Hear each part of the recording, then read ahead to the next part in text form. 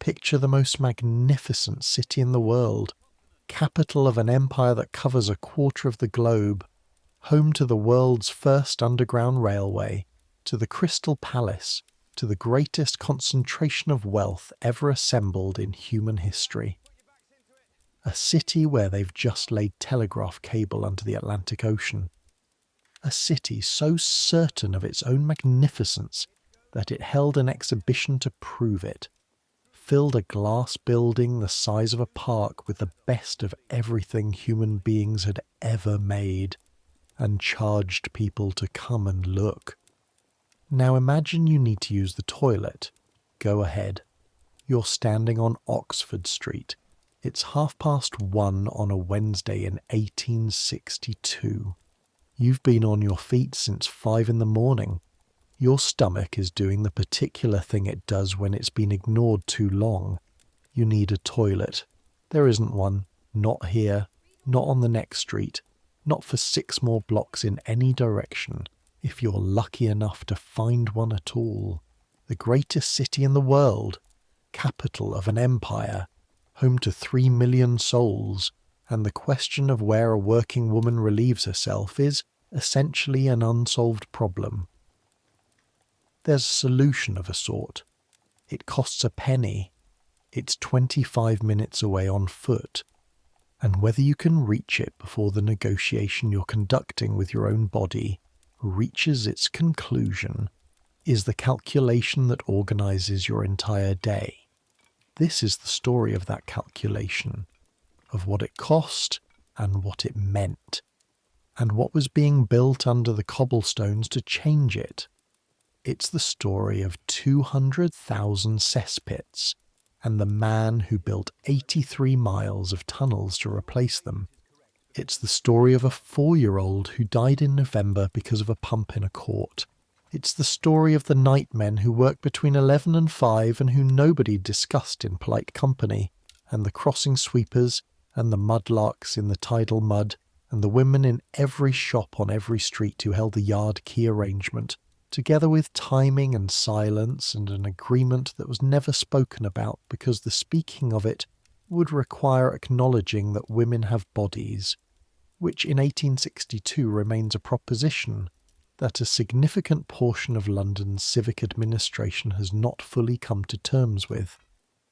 I make these history stories, and I know Victorian sanitation is not what most people think of when they think of history. There are no soldiers or queens in this one. No treasure ships. There's a young woman in a millinery shop on Great Titchfield Street, and the answer to her daily problem is going to take us through the worst smell Parliament has ever endured, through a doctor removing a pump handle in Soho, through a brick tunnel wide as a room that is right now being built under your feet, and that will save more lives than any army. There's a moment in this story. I promise you this moment will come, when you'll feel something like joy about a toilet that would now seem entirely ordinary. So get comfortable. Here we go. Your eyes open at 4:30. Not because you wanted to.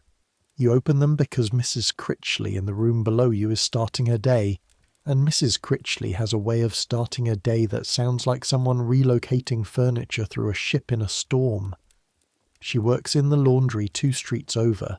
She must be there by 5. Mrs. Critchley operates on the principle that if she is awake, there is no meaningful reason the rest of the lodging house should remain asleep. So, 4:30. The room is dark. Not the soft darkness of a house in Kent, where there's always a little starlight coming through thin curtains and the smell of something green beneath the winter cold. This darkness is different.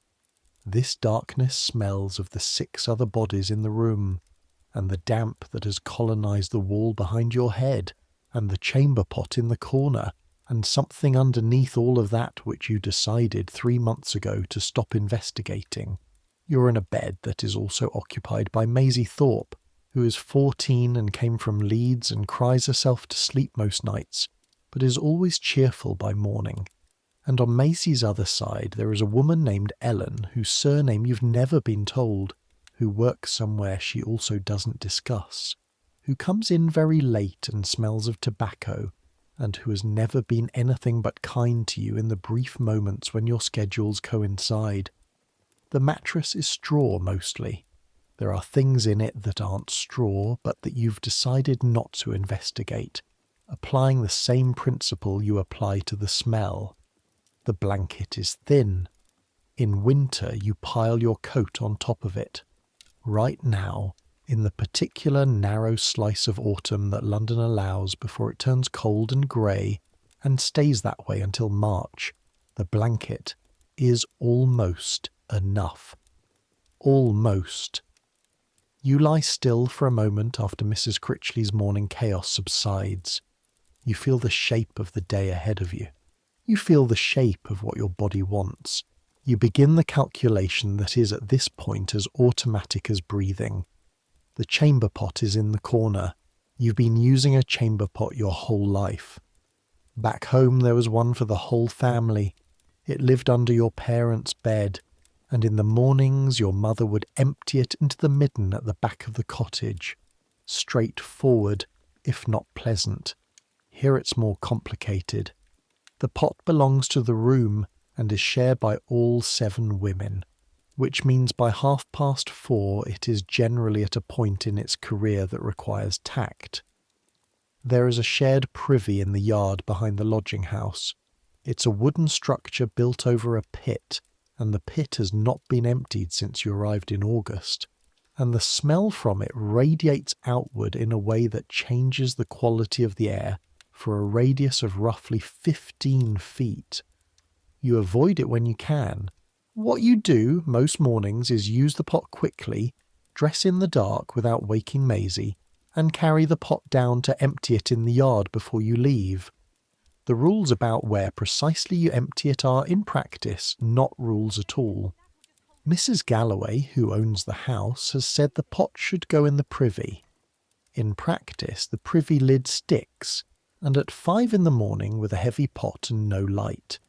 Most of the lodgers aim for somewhere dark at the edge of the yard and hope the rain deals with it. The yard accordingly smells like the edge of the yard. This morning the pot is already full when you reach it. Someone has emptied into it since it was last emptied, which means either the privy was occupied or someone is operating on a different schedule of courtesy than you. You manage with the small space available, because you have no choice.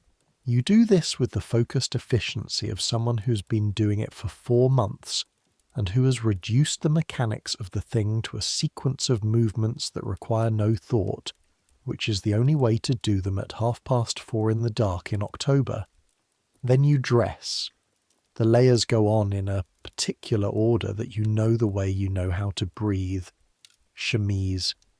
2 petticoats, the flannel one first, the cotton one over it, the crinoline cage, the wire frame that Mrs. Haverford requires because it is 1862, and the crinoline is at its absolute peak of width, and a shop like Mrs. Haverford's must present its staff in the appropriate silhouette, and the appropriate silhouette in 1862 requires a cage of wire hoops worn under everything that gives the dress its bell shape, and requires you to turn sideways to get through the doorway at the bottom of the stairs. The cage catches the bedpost in the dark. You freeze. Maisie doesn't stir. You ease the cage loose, finish dressing, collar, hair pinned without a mirror. You carry the pot down. You empty it in the yard. You set it back. You leave the house at 5:15, and the morning air of London comes at you from all directions simultaneously. I need you to understand London's morning air. London's morning air is not air in the traditional sense. It is a substance that contains air as one of its components.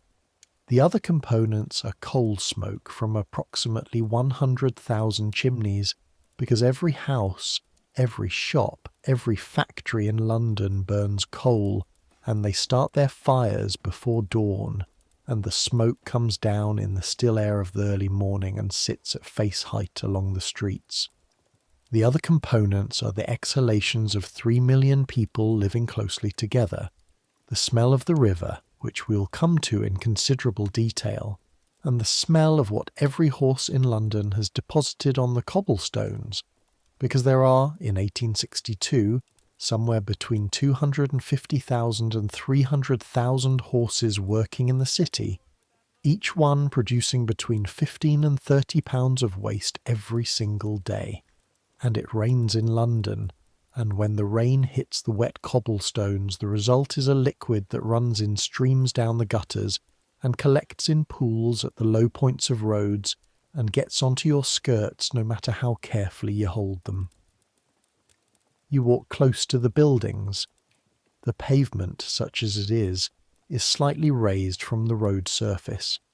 You keep to the wall side of it, away from the gutter. You hold your skirts with both hands and you watch where you step. The crossing sweeper at the corner of Oxford Street and Great Titchfield Street is named Thomas. You know this because you gave him a halfpenny in October of last year, the week you arrived, and he said, "Bless you, miss, I'm Thomas," with such sincerity that you've thought about it on difficult mornings since. He is perhaps 10 years old. He sweeps a path clear through the dung and the accumulated wet of the morning street, so that people like you can cross without ruining their shoes. He sweeps it with a broom taller than he is, for whatever the crossing fee brings him, which on a bad day is nothing. The streets at this hour have their own character, not empty. London streets are never empty. But the crowd is working. Women carrying laundry baskets, men pushing hand carts loaded with produce from the Covent Garden market, drovers bringing cattle from the north, the animals moving in slow, confused masses, leaving behind them what cattle leave behind, which adds its note to the morning air in a way that sits on top of everything else. You navigate this automatically. You've been doing it for 4 months. Great Titchfield Street is a 20-minute walk from the lodging house if you go the direct way. You go the longer way because the direct way takes you past the Tottenham Court Road excavations, where they are digging for the new underground railway, and where the intersection has been turned into a sea of mud and timber and the smell of opened earth, which is not just earth but whatever was under the earth, which in London is generally more interesting than you want it to be at 5 in the morning. You've been going the longer way since June, when a section of wooden hoarding collapsed and a man who happened to be standing next to it was covered in a substance that the construction workers treated with the professional calm of people who encounter this regularly. The man's reaction was not calm. It carried clearly to the corner. You learned 3 new words. You arrive at Mrs. Haverford's at 22 minutes past 5. Mrs. Haverford's millinery is on the first floor of a building on Great Titchfield Street, above a tobacconist that won't open until 9. You're the first of the girls to arrive, which is normal, because you are always the first, because you wake at 4:30 whether you want to or not, because of Mrs. Critchley. The building has no toilet. This is not unusual. Most buildings in 1862 don't have one. Plumbing, real plumbing, with water coming in through pipes and waste going out through pipes and a connection to whatever sewer infrastructure is slowly being installed, is expensive. It's for the new houses going up in Belgravia and South Kensington, for people whose rateable value can support the improvement. For the rest of London, for the old buildings and the courts and the workshops and the lodging houses and the small shops on Great Titchfield Street, waste management is what it has been for 100 years. Improvised, personal, not discussed in polite company. There is a privy in the yard behind the building. There is one privy shared between the tobacconist and his staff, Mrs. Haverford's 4 girls, and whoever occupies the rooms above, which appears to be a family whose size varies week to week, and whose smaller children treat the yard as their primary play space and occasional toilet. You have used this privy. The experience of using this privy can be described briefly. You hold your breath for as long as a human being is capable of holding their breath.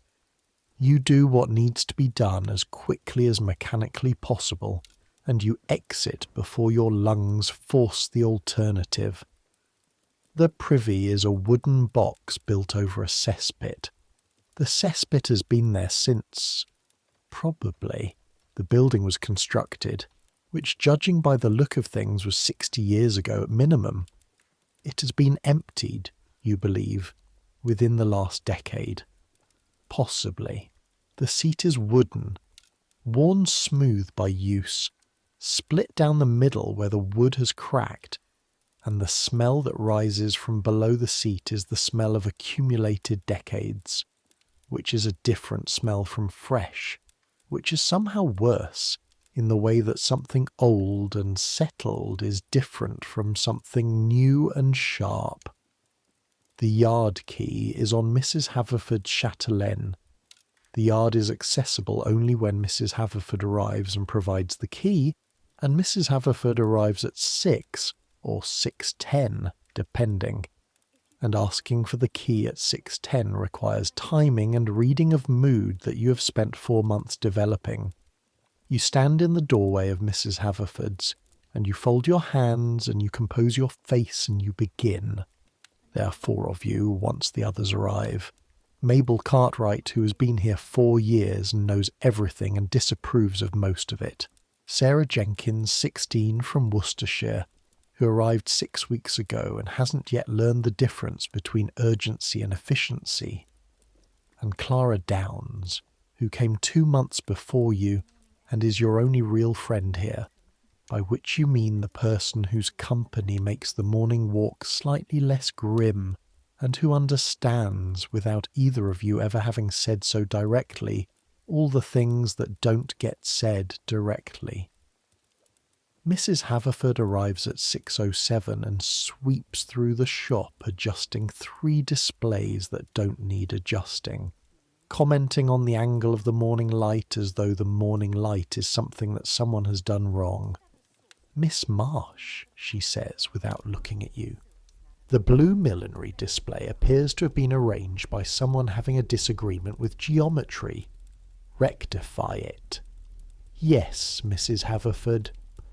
The blue millinery display is fine. This is how Mrs. Haverford says good morning. You rectify the blue millinery display. You do this with the focused concentration of someone who is simultaneously conducting a completely separate negotiation. You have about 2 hours before that negotiation reaches a conclusion that is not negotiable.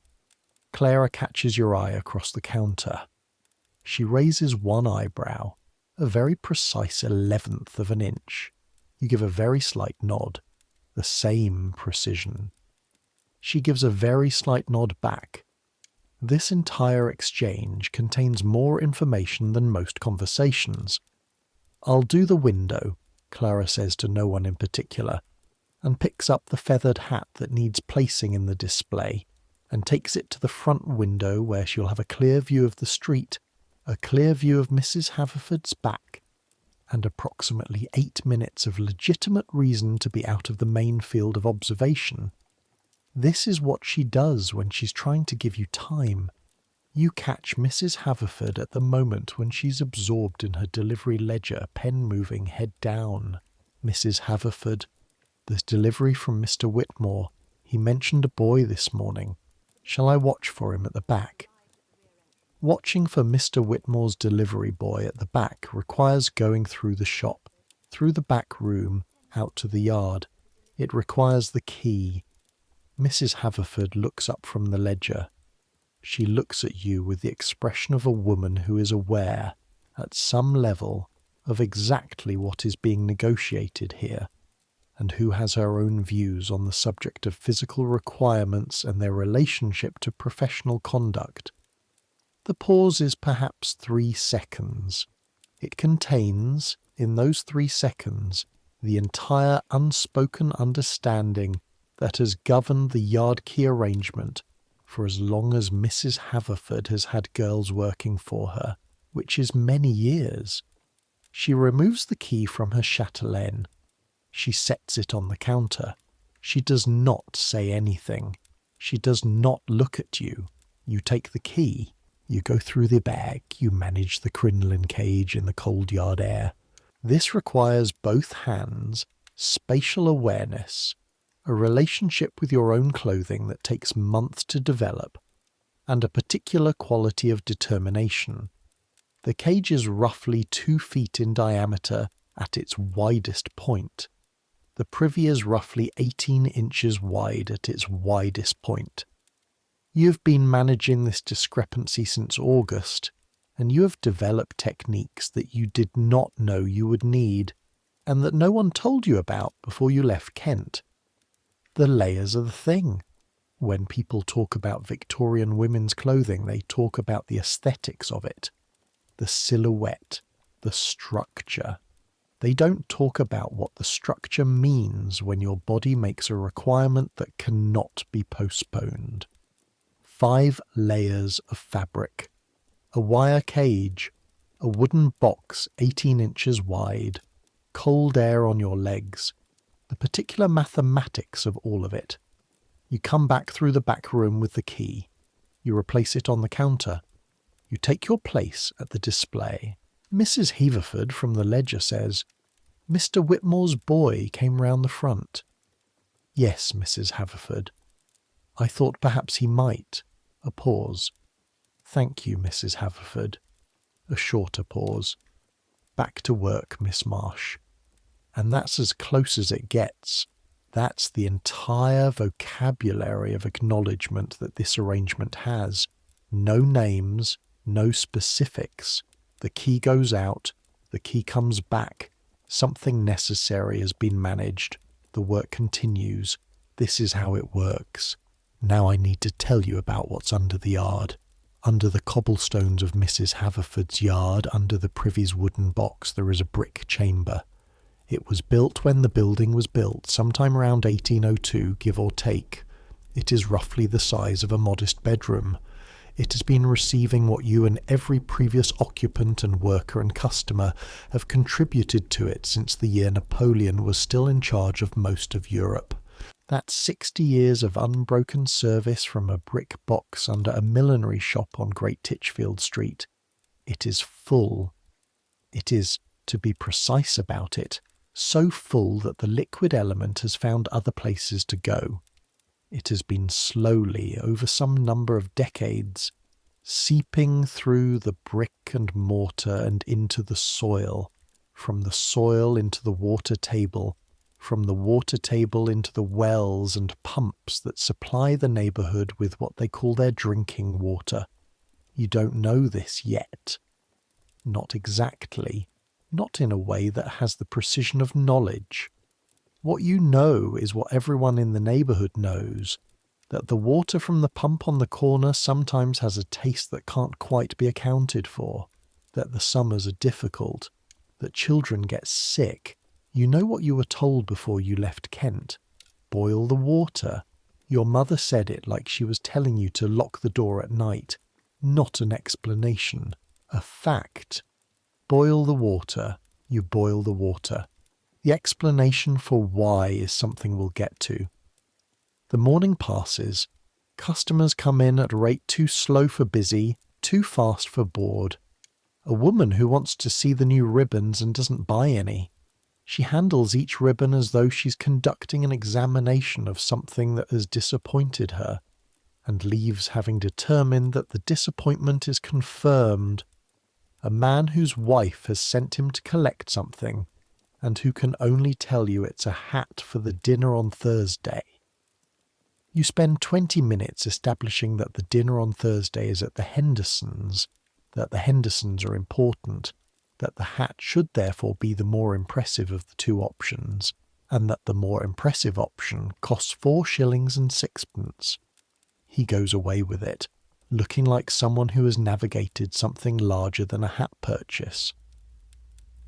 11 o'clock. The hour between 12 and 1 is lunch. 11 is the hour before lunch, which is the hour when the fluid management that has been the morning's secondary occupation begins to require primary attention. Mabel has made tea. It sits on the small tray on the back shelf, steaming. You look at the tea. You look at the tea for a moment in which several calculations happen simultaneously. You pick it up, you put it down. Mabel, behind you, says, "I find that cold tea is surprisingly tolerable." You look at the tea, then at Mabel, who has been at Mrs. Haverford's for 4 years and has refined every aspect of working here into a form of expertise, including this one. You drink the cold tea. Sarah, who is 16 and from Worcestershire and arrived 6 weeks ago, offers you a second cup. "No, thank you," you say. Sarah looks puzzled. In a year, she'll look at cups of tea with the same calculating expression you currently have. Right now, she's still drinking whenever tea is offered, which is a stage everyone goes through and everyone leaves. This is the thing about being a woman in 1862. It's the thing the history books don't discuss when they write about the Victorian era. They write about the empire. They write about the railways and the telegraph and the Great Exhibition and all the Crystal Cathedral achievements. They write about the women in the paintings and the novels and the photographs with their perfect still expressions. They don't write about the fact that a woman's entire day is organised around a physical problem that has no satisfactory solution. Men can use any wall, any alley, the gutter if necessary. It's not polite, but it's not impossible. You've seen men doing it on busy streets with the calm of people engaging in an ordinary activity. A constable might ask them to move along. Mostly nobody does anything. You cannot do this. You cannot do this for reasons of anatomy, and for reasons of clothing, and for reasons of what happens to a woman who is seen to do anything of the sort. The range runs from extreme social humiliation to arrest, depending on the constable and the neighbourhood and the day. Neither outcome is worth the risk. So what do? You plan. You plan the way a general plans a campaign. You know the location of every accessible facility within half a mile of Mrs. Haverford's. You know their opening hours and their costs and their approximate conditions. You know which pub landladies will let you use the room at the back for the price of a penny glass of water, and which ones require you to buy ale, and which ones will refuse outright because they don't want women in the establishment full stop. You know the Duke's Head on the corner cost a penny drink. You know the Crown on Burner Street is more permissive, but only before noon. You know the draper's shop on Wells Street has a small water closet that the proprietress, Mrs. Dalton, will let you use if you ask quietly and she's in a good mood. And you know about the public conveniences at the Strand. The Strand is 25 minutes away on a good day. It's a destination, but it's real. It exists. You've used it twice. Both times were, and here I want to be precise about this, both times were extraordinary. Let me tell you about those 2 times, because they're important. The first time you went was in September. It was a Saturday afternoon. Mrs. Haverford had given you an hour for some errand, and you'd heard about the Strand conveniences from Mabel, who mentioned them with the casual authority of someone who had been in London long enough to know the infrastructure. You walked down. You paid your penny. You went in. The attendant, a woman, perhaps 45, with a neat cap and an expression of professional neutrality, took the penny and gave you a small card. The card was your admission. The facility was a row of 4 cubicles with wooden doors and iron latches. The doors came to the floor.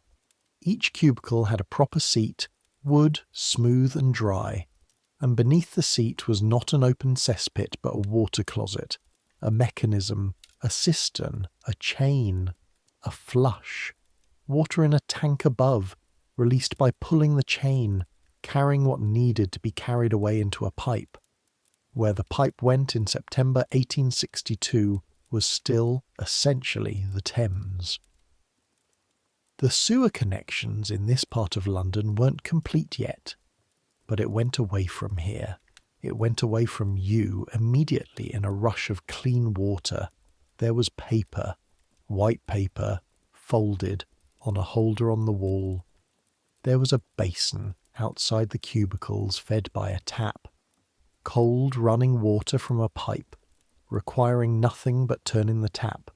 There was soap, a cake of yellow soap worn down to the right flatness of regular use. You stood at the basin and you washed your hands. Cold water, the ring of the porcelain, the thin lather of the soap.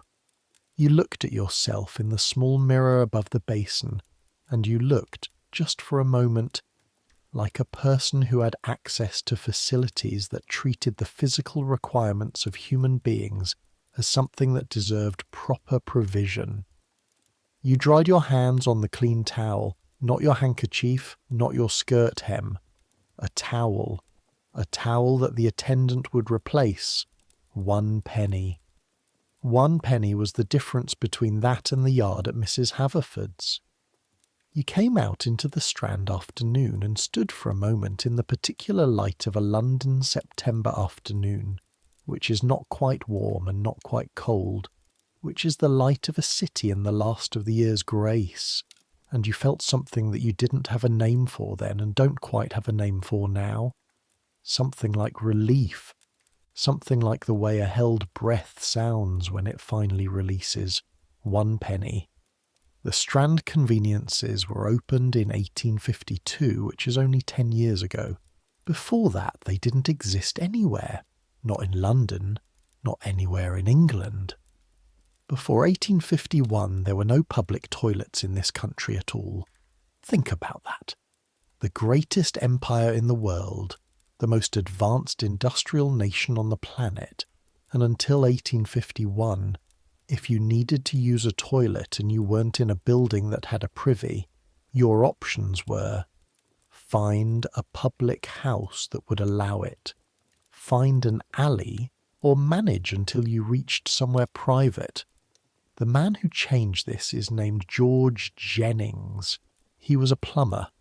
He was a very good plumber, and he was also a man who thought clearly about infrastructure, and he understood something in 1851 that most people in authority were deliberately not thinking about. That the great exhibition in Hyde Park, which was going to attract hundreds of thousands of visitors from across the country and the world, was going to need somewhere for those visitors to go. The exhibition's organisers had not apparently solved this problem to anyone's satisfaction. Jennings solved it himself. He built and installed proper facilities at the exhibition, cubicles with proper seats, attendants, running water. He charged 1 penny for entry. He called them halting stations. Approximately 800,000 people used them before the exhibition closed. 800,000 people paid 1 penny each for the use of a clean, attended, properly equipped facility. This was, as numbers go, an argument. This was 800,000 votes cast in pennies for the proposition that people would pay for this, that people would prefer this to the alternative, that the alternative, in the middle of a glass palace celebrating the pinnacle of human achievement, was not actually acceptable. Jennings spent the rest of his career trying to explain this to London's civic authorities. He lobbied. He published pamphlets. He wrote letters to the Metropolitan Board of Works.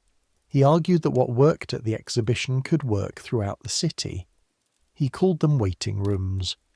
He understood that if you called them anything more specific, the conversation would end before it began. London's civic authorities argued about it for about a decade.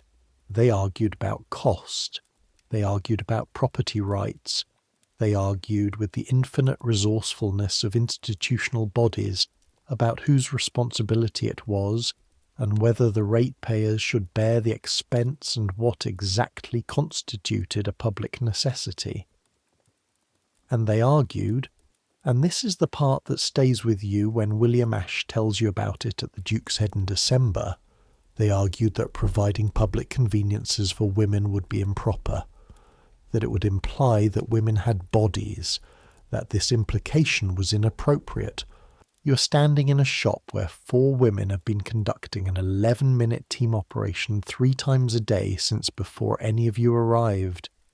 You're standing in a shop where the question of where you go organises every aspect of your professional day, from what you drink to how you time your movements, to how you read your employer's moods and whether the key is on the hook or the chatelaine. You have done this for 4 months. Mabel has done it for 4 years. The women in the draper's shop and the women in the button factory and the women who sell flowers outside the station and the women who sweep the crossings and every woman in every building in this city have been doing it every day since they arrived, without a single word being said about it in public. Because to say it in public would require the acknowledgement that women have bodies, and the acknowledgement of this fact, apparently, cannot be squared with the dignity of civic life in the greatest city in the world. George Jennings has been arguing against this conclusion since 1851. Give it 20 years, William Ashe will tell you. You'll tell him you don't have 20 years. He'll tell you that's the problem. But we're getting ahead of ourselves.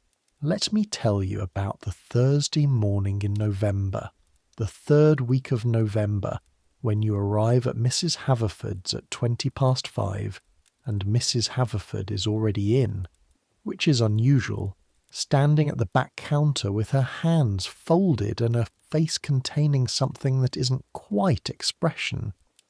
"Sit down," she says, which she has never said before. "You sit down."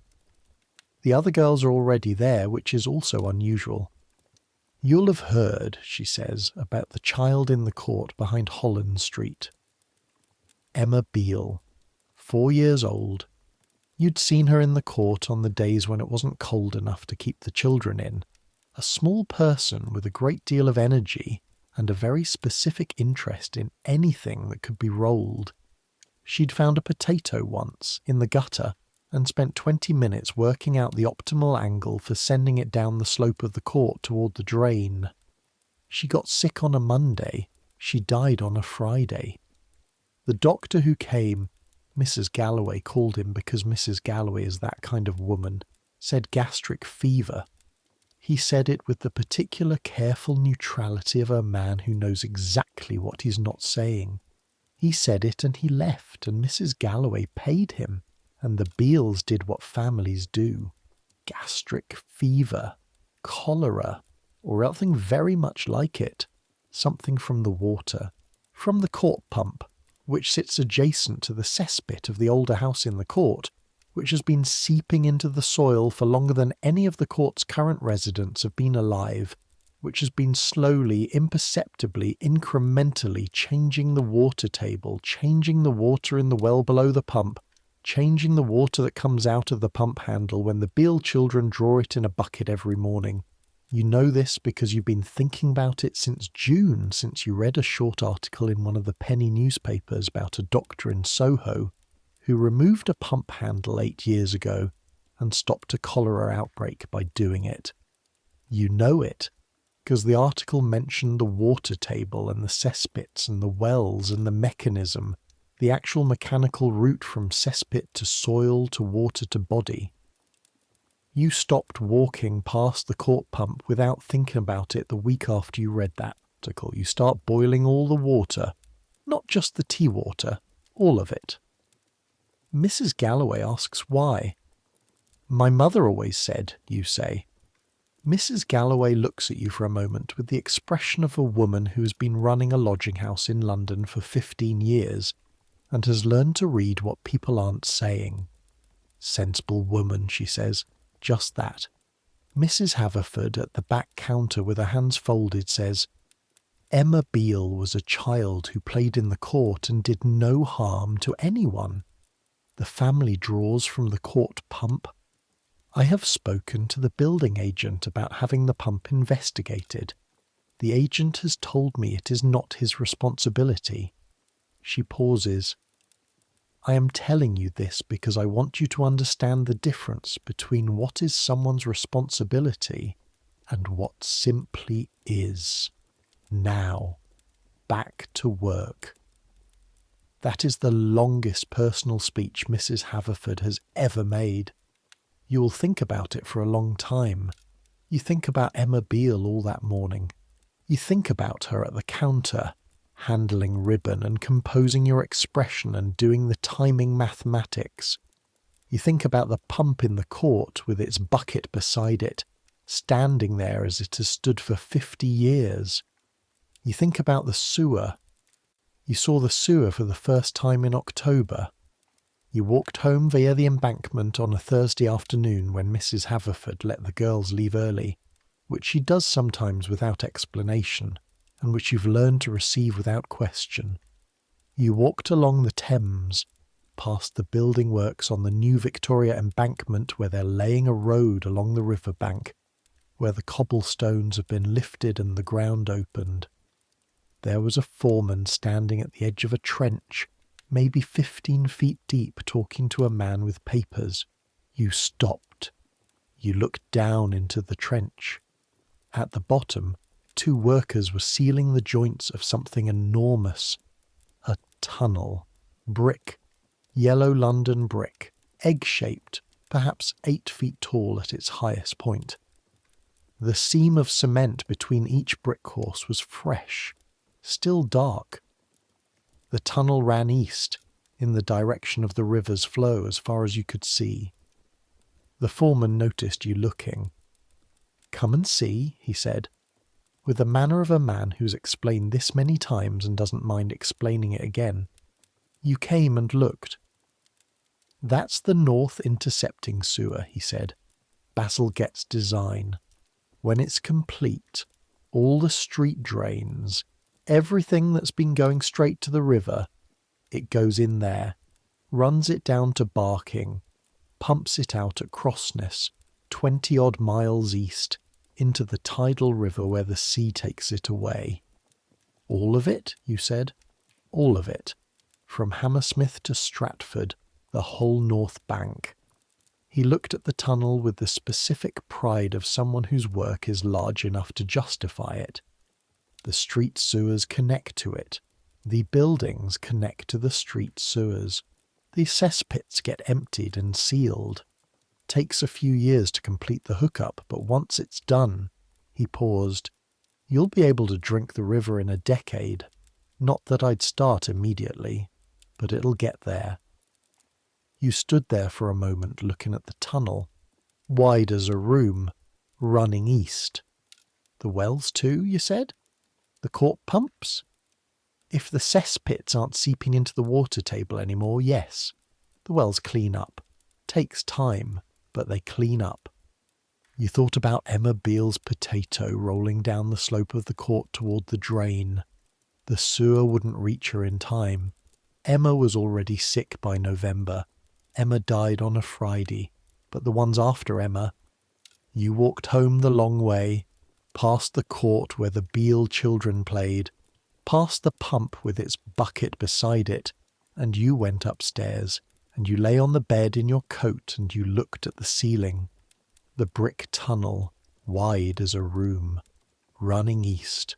Now, on this Thursday in November at Mrs. Haverford's, with the early morning grey coming through the windows and Mrs. Haverford's voice still in the room, I want you to understand the difference between what is someone's responsibility and what simply is.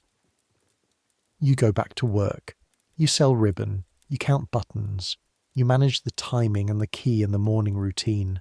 But underneath all of it, under the cobblestones and the cesspits and the court pump with its bucket, something is being built. Let me tell you about the Friday evening in December when you meet William Ash. It's at the Duke's Head. You go there most Fridays with Clara and sometimes Sarah and occasionally Mabel, who has to be persuaded to put down the knitting she takes everywhere. The Duke's Head is where the girls from the local shops go, and the apprentices from the chandlers and the printers, and various other trades on Great Titchfield Street. It smells of ale and tobacco and coal and the particular warmth of a public house in winter, which is not clean warmth, but it is warmth, and in December that's enough. William Ash is at his table near the fire. He has ink on his hands that he hasn't quite got off, and when you comment on it, he says he's a compositor at a printing house off Drury Lane. He sets the type. He's been there 3 years. What do you print, you ask? Newspapers, circulars, whatever the house takes on. He pauses. This week I set type for a pamphlet about the sewers. Bazalgette's system, you say. He looks at you with the expression of someone who expected polite disengagement and got something else. You know about it. I saw the tunnel in October. A foreman on the embankment showed me. You drink your water. The Beale children in the court behind my lodging house draw from the court pump. Emma Beale died in November. She was 4. William is quiet for a moment. What the pamphlet says, he begins, is that somewhere between 1/3 and 1/2 of all deaths in London right now are from waterborne disease, gastric fever, typhoid, cholera in the outbreak years. He turns his ale glass. 1 in 3, every year, mostly children. 1 in 3. And the water closet, you say? The one at the Strand, Jennings's places. There's a section on provision for... He pauses. For pedestrian needs. There are almost none for women, you say. No, he says. There aren't. In the entire city.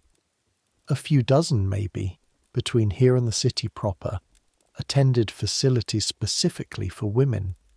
He pauses. Jennings has been pushing for more since 51. The board thinks it's improper, that it implies women have. He stops. Bodies, you say. Yes, he says. You look at him steadily. I've done a 65-minute management exercise every day since I started at Mrs. Haverford's, you say. It involves the yard key and 4 women and timing, and it has been conducted every day without a single one of us ever saying directly what we're doing. He doesn't laugh. He just nods. That's every woman in every shop in the city, he says. And the solution is for George Jennings to convince the Metropolitan Board of Works that women exist, you say. More or less, he says. Give it 20 years. You look at your glass. I don't have 20 years, you say. He looks at you. No, he says. That's the problem. You talk for an hour. About the sewers and the printing house and what it's like to set type for something you find interesting versus something you don't, which he describes as the difference between a morning that goes fast and a morning that takes 3 days. He talks about the pamphlet's numbers, the mortality statistics, the difference in average age of death between the best courts in Southwark and the best streets in Mayfair. 20 years from one side of the city to the other, the same city, the same year, different water. He knows the names of things. You know what the things feel like. Between you have the whole picture. Clara catches your eye from across the room and raises both eyebrows by about an inch. You give her the minimal headshake that means not like that. She gives you the look that means, if you say so, and goes back to whoever she's talking to. You and William part at the corner of Great Titchfield Street at about 9:30. He goes toward Drury Lane. You go toward Holland Street. Near the lodging house, you pass the court. The pump is there in the dark, its handle pointing up. Someone has left a bucket beside it. You keep walking. Upstairs, Maisie is asleep. Ellen is in, reading. The candle is down to 1/2 inch. You sit on the edge of the bed in your coat and you think about the tunnel. The brick tunnel, wide as a room. The sewer running east, 3 million people. Somewhere in the next 5 to 10 years it changes. Not for Emma. Emma is already gone. But for the ones after Emma. For whoever grows up in that court after the cesspits are sealed and the water table clears. For whoever draws from that pump in 1872 and finds the water tastes different, finds it tastes like water, you blow out the candle. The sounds of the city come in through the gap in the window frame. A cart on cobblestones, voices from the pub, the distant sound of a fiddle played badly but with conviction. 3 million people getting through Friday night. Now let me tell you about the nightmen. You've heard them. You've been woken by them at the lodging house, the first time a week after you arrived. The particular sound of the cart on cobblestones at 2 a.m, different from a goods cart, heavier, slower, the wheels carrying a resistance that a goods cart doesn't have. The muffled voices, the back gate of the yard. You lay in the dark, not knowing what you were hearing. Maisie didn't wake. In the morning you asked her and she said, "Oh, that's the nightmen," and turned over. The nightmen. They work between 11 at night and 5 in the morning. This is not a suggestion. In many areas it's an actual requirement, because what they do is considered incompatible with ordinary daytime commerce. The sight of it, the smell of it, the particular confrontation it offers with what London is built on, and what is required to keep it from being buried in itself, so it happens in the dark while you sleep, while the streets are clear enough for a heavy cart to move. The operation is this: a cart fitted with barrels, drawn by a horse that has developed over years the particular philosophical resignation of animals in unpleasant but steady employment. 3 or 4 men with long-handled ladles and leather aprons, working with the efficient silence of people who have learned to think about other things, while performing technically demanding work in conditions that are not easy to think about. They find the cesspit access. Sometimes it's in the yard, sometimes it's under a paving stone in the street, sometimes a cellar. They lift the cover, and the smell that comes out when a cesspit is opened is something for which there is no preparation and no precise language. It's not just bad, it's chemical. It has a physical quality, a presence, that changes the air around it in a way that feels structural. Men who do this work develop a tolerance for it the way sailors develop sea legs, gradually, involuntarily, and only up to a point. They lower the ladles, they fill the barrels, they replace the cover, they move to the next one. The contents of the barrels go eventually to the market gardens north of the city. Night soil is fertilizer. The gardens buy it, or some of it. The economics are complicated by the fact that there is more night soil available than there is demand for it, which means the price is low, which means the men doing this work are paid wages that reflect the general operating principle of Victorian London, which is that work nobody wants to see is work nobody wants to pay much for. The nightmen are not mentioned in newspapers. They are not celebrated. They are not part of the story London tells itself about what London is. But without them, without the 200-odd men working this trade on any given night, London would be something considerably worse than it already is. Consider the number.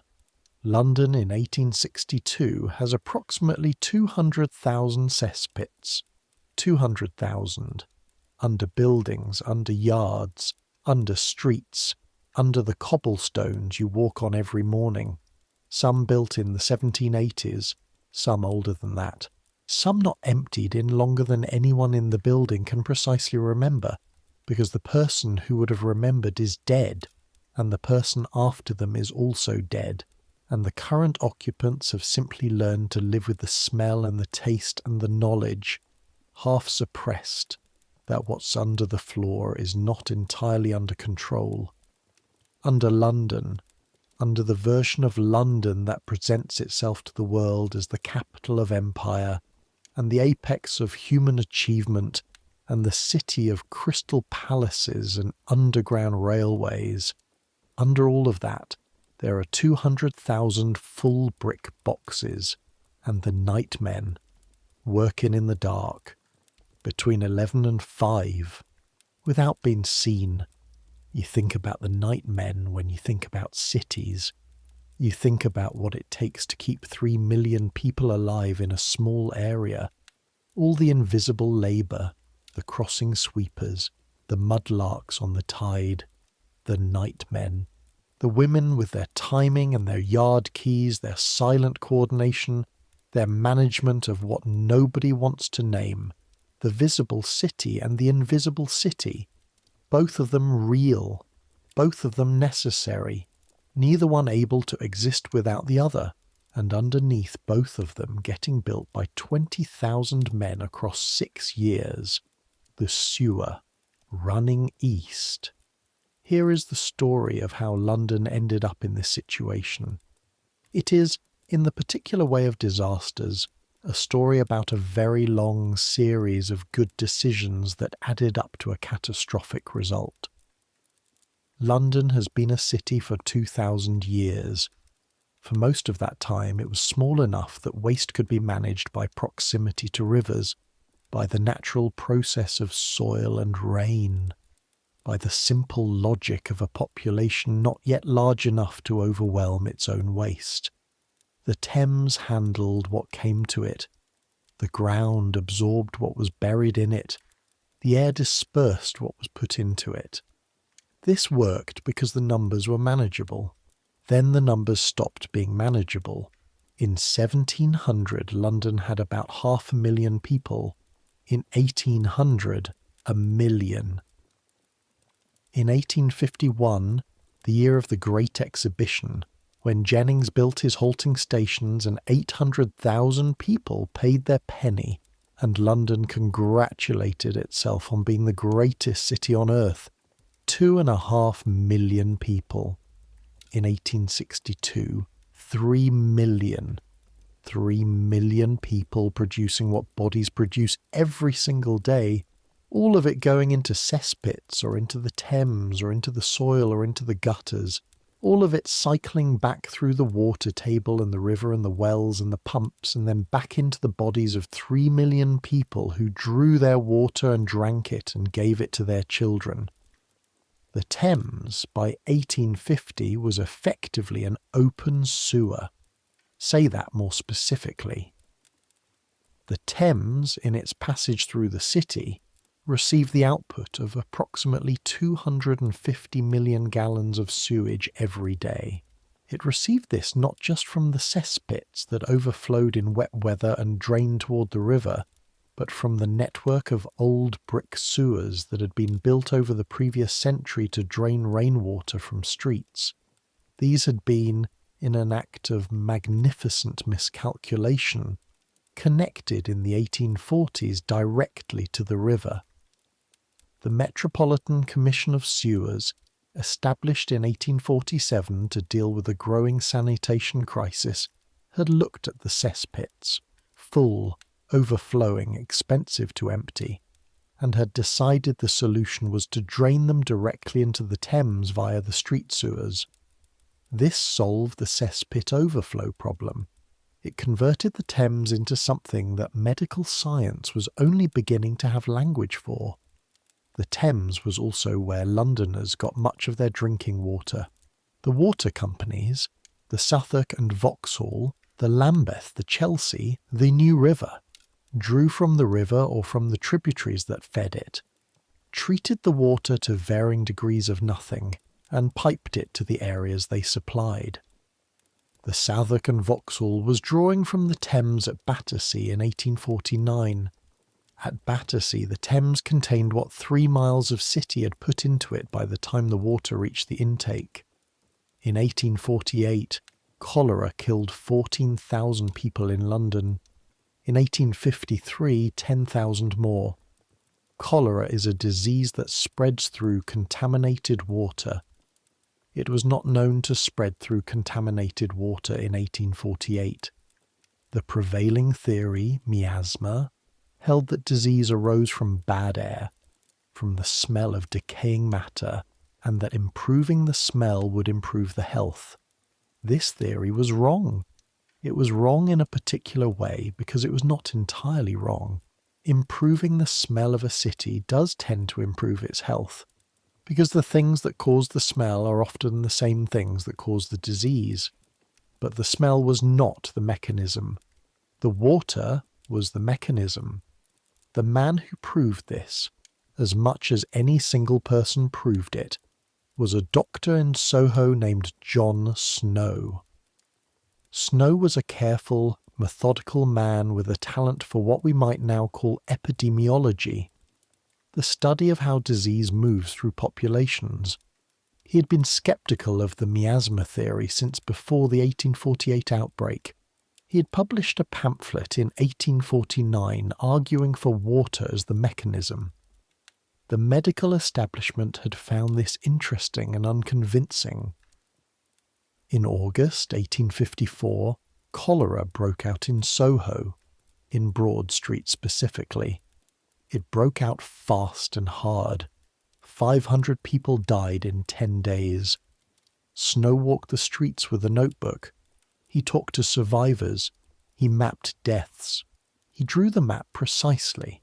Every death, placed on the street grid, the distance from each death to each water source marked. The pattern was undeniable. The deaths clustered around a single pump, the Broad Street pump, the neighbourhood's primary water source. Close, convenient, trusted. The deaths thinned away from it. They stopped at houses that used different sources. A brewery nearby, whose workers drank the brewery's own water, had almost no deaths. A workhouse that had its own well had very few. Snow went to the Board of Governors of St. James's Parish. He showed them the map. He asked them to remove the handle from the Broad Street pump. They thought he was being eccentric. The pump was a good pump. The pump had served the neighbourhood for years. The pump handle was, from their perspective, not obviously related to 500 deaths in 10 days. Snow showed them the map again. The clustering, the thinning, the brewery, the workhouse. They removed the handle. The outbreak slowed, stopped, moved on, as cholera outbreaks do, because cholera has a mechanism that operates independently of whether you've identified it. But the Broad Street outbreak, specifically, diminished. Snow published, at length, with maps, with numbers, with the kind of clarity that should have settled the question. The medical establishment remained unconvinced. The miasma theory was old. It had careers and reputations built on it. Distinguished men had spent decades articulating it. The idea that disease came from contaminated water specifically, and not from bad air generally, required giving up a framework that had organised medicine for 300 years. This is, of course, how science works. Slowly, against resistance, against the accumulated weight of what people have already decided they know. Snow's evidence was correct. The mechanism was real.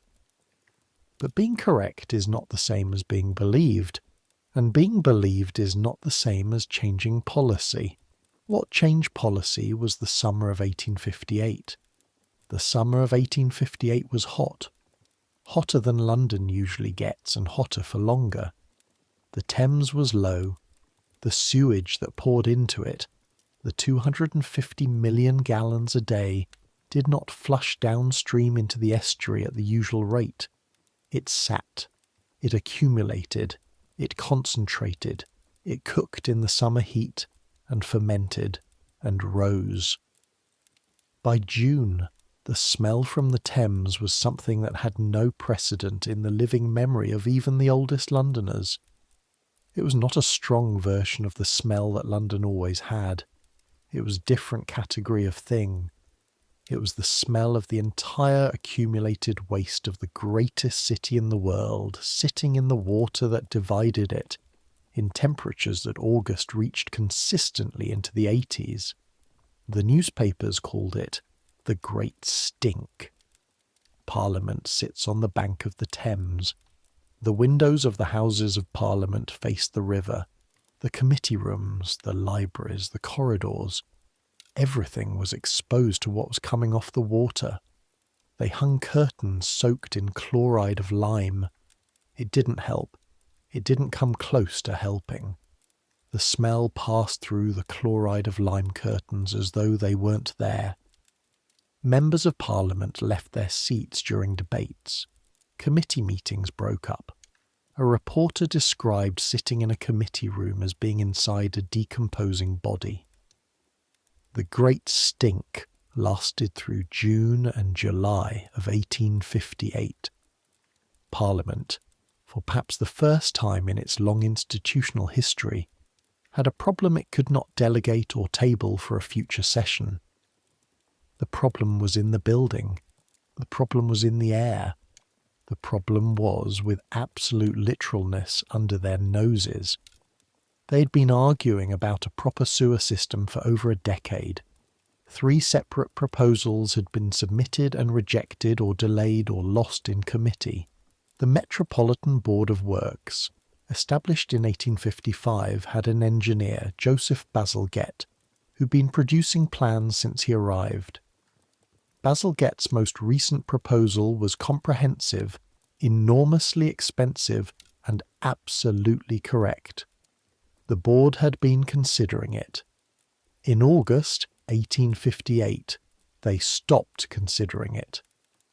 Parliament passed the necessary legislation within weeks of each other. The Metropolis Local Management Amendment Act gave the Metropolitan Board the powers and the money it needed. Bazalgette got his authorization in early 1859. Construction began. I need to tell you what Bazalgette built, because it's important, and because it's extraordinary, and because it is, even now, running under the city. 83 miles of main intercepting sewers. Not the small pipes that run under individual streets, but large tunnels, egg-shaped, brick. The dimensions, depending on the volume they need to carry. Some of them are 6 feet tall, some are larger. The one you saw on the embankment in October was 8 feet at its tallest point, wide enough to walk through. These main sewers run roughly east-west along both banks of the Thames, positioned to intercept all the existing drainage pipes that currently empty directly into the river. The waste enters the main sewers, travels east along the gradient that Bazalgette designed into the system, and arrives at pumping stations, Abbey Mills on the north bank, Crossness on the south, where steam-powered pumps lift it into holding reservoirs. At high tide, the reservoirs release their contents into the river estuary, 20-odd miles downstream of London, where the tidal action of the Thames estuary carries them toward the sea. Below the main sewers, over 1,000 miles of street sewers connecting to them. Below those, 18,000 miles of local sewers connecting from individual buildings. 20,000 men working across 6 years. The scale of it is something you only understand when you see the trench, 15 feet deep, the workers at the bottom sealing joints in the brick like craftsmen working on something permanent, because it is permanent, because Bazalgette designed it to last not 50 years but hundreds of years, because he understood, in the way that engineers who are thinking clearly about large problems understand things, that the question of what London does with its waste was not a question that was going to go away, and that whatever was built to answer it needed to be built to last. He built it to last. It's still there. But in 1862 it's still being built. The main sewer under the embankment is sealed in sections. The street connections are going in as the main sewer advances. The buildings won't be connected for years yet. The nightmen are still working. The cesspits are still full. The court pump is still there. Emma Beale is still gone. The gap between what is being built and what it will change is 5 years, maybe 10. Years of building and connecting and the slow revision of a city's infrastructure. Years during which people will still die of the water, still manage the yard key arrangement, still walk 25 minutes to the Strand for a penny. But the direction is there. The direction is there. March comes. Mrs. Haverford announces a refit. New shelves, new counter, new sign above the door. The girls are displaced to the back room for 2 weeks while the shop is remade around them. And on the second day of the refit, a plumber comes. He arrives in the morning with his tools and a length of pipe, and the particular professional calm of someone who has fitted a great many water closets and finds them unremarkable. He works in the back corridor off the stairs for most of the morning. At 1:30 he announces he's done. Mrs. Haverford takes the 4 of you to look. A water closet, a proper one. White porcelain bowl, wooden seat, properly smooth and dry. Cistern mounted on the wall above, a cast-iron cistern with a chain hanging from it. A door that latches from the inside. A window, small, that opens onto the back of the building. The key arrangement, Mrs. Haverford says to no one in particular, without specifically acknowledging what the key arrangement has been, will no longer be necessary. Nobody says anything. Mabel looks at the water closet with the expression of a woman who has been waiting 4 years for this. Clara looks at you. You look at the chain. You pull the chain. The water rushes. Loud, sudden, the whole mechanism performing its intended function. The bowl clears. The cistern begins to refill with a sound that is almost musical. The bowl is clean again. Clean. Ready. That's all. That's the entirety of what it does.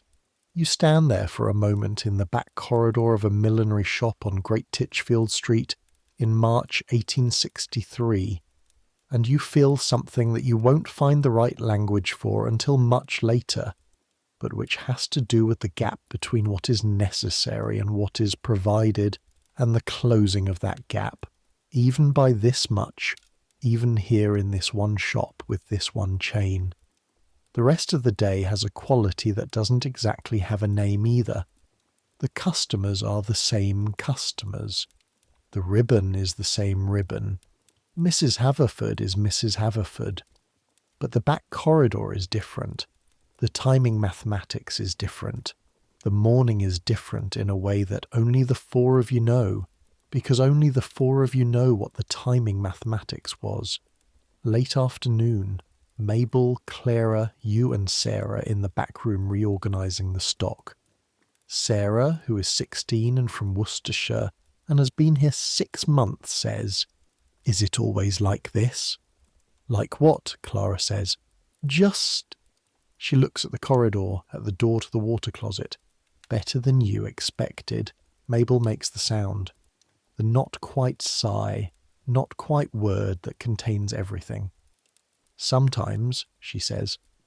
"Not always," Clara says. "But sometimes," you say. Sarah nods slowly, working out what this means. She doesn't know yet that sometimes better than you expected is actually a considerable achievement. She will. Let me tell you about a Sunday in April. A cold, bright Sunday when you walk along the river and watch the construction and see something you haven't seen before. The embankment construction has advanced since October. Sections of the new road surface are down. Gas lamp posts are going in along the river bank, the kind that will light the embankment walk at night, the kind that say something about what this place is becoming or trying to become. The trench that was open in October is sealed here. Under the new road, under the new lamps, under the elegant embankment that will eventually run from Westminster to Blackfriars. The sewer runs east. The Thames at low tide is still the Thames, still the colour of strong tea, still the smell of a city that hasn't quite finished sorting itself out. The mudlarks are on the exposed bank, small figures moving slowly, heads down, searching the compressed history of what London has thrown away. One of them, a girl maybe 12 years old, straightens and looks up at the new embankment road above her. She looks at it the way people look at things being built in places where they've always worked, with the knowledge that when it's finished the work site will be gone, and so will the mud flat it covers, and so will she from this section. She watches for a moment, then goes back to looking. You watch her watching. Then you turn away and walk up toward the street. Above the embankment the city smells of horse and coal, and something baking from the bakehouse on the corner of Arundel Street. The afternoon light is the particular April afternoon light of London, which is thin and hopeful, and contains within it the first real warmth of the year, the warmth that says, this time actually spring. Thomas the crossing sweeper isn't in this part of the city. The sweeper here is a boy you don't know, older, maybe 14, beginning to have some height in him. He sweeps the crossing clear with a broom that's been worn down to half its original length. His hands have blisters on them, and he doesn't look up when you pass. You leave a halfpenny in his hand without looking at him either. This is the convention, not looking at the money being exchanged, the dignity of transaction rather than charity. You walk home. That evening you sit on the edge of the bed before Maisie comes up, in the last of the daylight, and you think about the day, about the embankment and the sealed trench and the sewer running east and the mudlark looking up. You think about the water closet with the chain. You think about Emma Beale's bucket by the court pump. 1 penny, that's the Strand conveniences. 1 penny for the clean seat and the soap and the towel and the tap. 1 penny is the difference between that and what it was before. 1 penny is about 20 minutes of your wages at Mrs. Haverford's rate, which means it's real money, not nothing, and the woman sitting on the pavement outside the Strand conveniences who you passed last autumn, the one with nothing in front of her, no basket, no wares. She didn't have a penny. She had the alley. 1 penny. The gap between dignity and its absence. The gap between what Jennings built and what is necessary. There are more things like this gap. More places where the distance between what is provided and what is needed is measured in pennies and in who has them and who doesn't. It's not just toilets. It's the whole city. The whole structure of the city is built on gaps like this, on the assumption that what is necessary for some people is a luxury for others, and that the others can manage, and that managing is enough, and that the management of what cannot be spoken about is itself a form of provision. You've been managing for 8 months. You're getting good at it. But good at it is not the same as this being how it should be. William Asher's pamphlet is out. He sent you a copy. The Engineers Institute published it, and it's available at the shop on the Strand where the scientific periodicals are sold, and he got them to put a copy aside for you, and you read it at the Duke's Head on the Friday after it came out, sitting by the fire with a glass of water. The pamphlet is about the sewers mostly, about Bazalgette's system, about the mortality statistics and the mechanism of waterborne disease. It cites Snow's paper. It cites the Great Stink. It makes the case, in the measured language of the Engineers Institute, that the construction of the new sewer system represents the most significant public health intervention in the history of the city, and that once complete it will, conservatively, prevent between 15 and 20,000 deaths per year. 15 to 20,000 deaths per year. In the back of the pamphlet there are 2 pages about provision for what the pamphlet calls the natural relief of the pedestrian population. These pages note that London has fewer than 100 public facilities for this purpose, that the majority serve men only, that the facilities which do serve women are inadequate in number, concentrated in the wealthier parts of the city, and inaccessible without payment that represents a meaningful expense for working-class women. The pamphlet recommends a programme of public provision, modelled on Jennings's halting stations, free at the point of use, distributed throughout the city, available to all. It's very measured, very precise. The language of engineering applied to a problem that is, at its core, about what it costs to be a body in a city that is not yet finished deciding which bodies matter. You read it twice, then you fold it carefully and put it in your coat pocket and take it home and put it in the carpet bag under the bed, next to the lock of hair from your mother. The spring continues. Mrs. Haverford's refit is complete.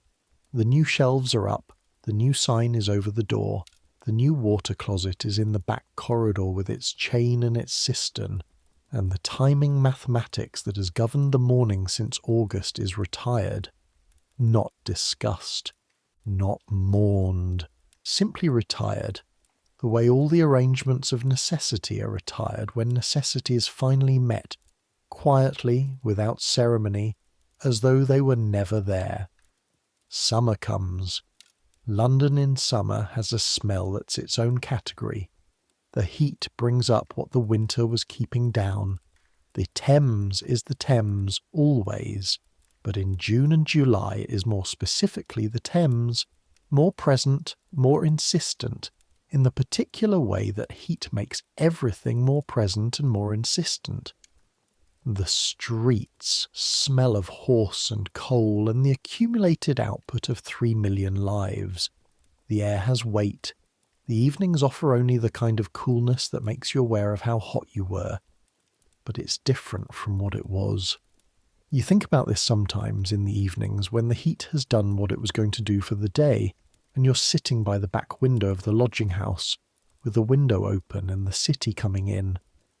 Different from what it was, not different from what it should be, not better than the city you left for, but different from the city you arrived in 8 months ago, different in small ways that add up to something. The water closet with the chain, the sewer under the embankment, a little further east this week than last. The court pump, which you still pass and still think about, which still stands with its bucket beside it, but which you know now is finite, will be superseded, will be sealed and replaced by something connected to something else, connected to the brick tunnel that runs east. The girl on the embankment mudflat looking up at the new road. The crossing sweeper at the corner, his blisters, his worn-down broom. Thomas on his corner, who's been there since you arrived and will still be there next year sweeping for whatever it brings him. All of it connected. All of it part of the same city, the same system, the same vast invisible arrangement of labour and management and necessity that keeps 3 million people alive in a small area. You know this now. You know the city from the ground up, from the morning walk and the morning smell and the morning arrangement of the chamber pot and what happens after. You know it from the privy and the cesspit and the court pump and the 25-minute calculation.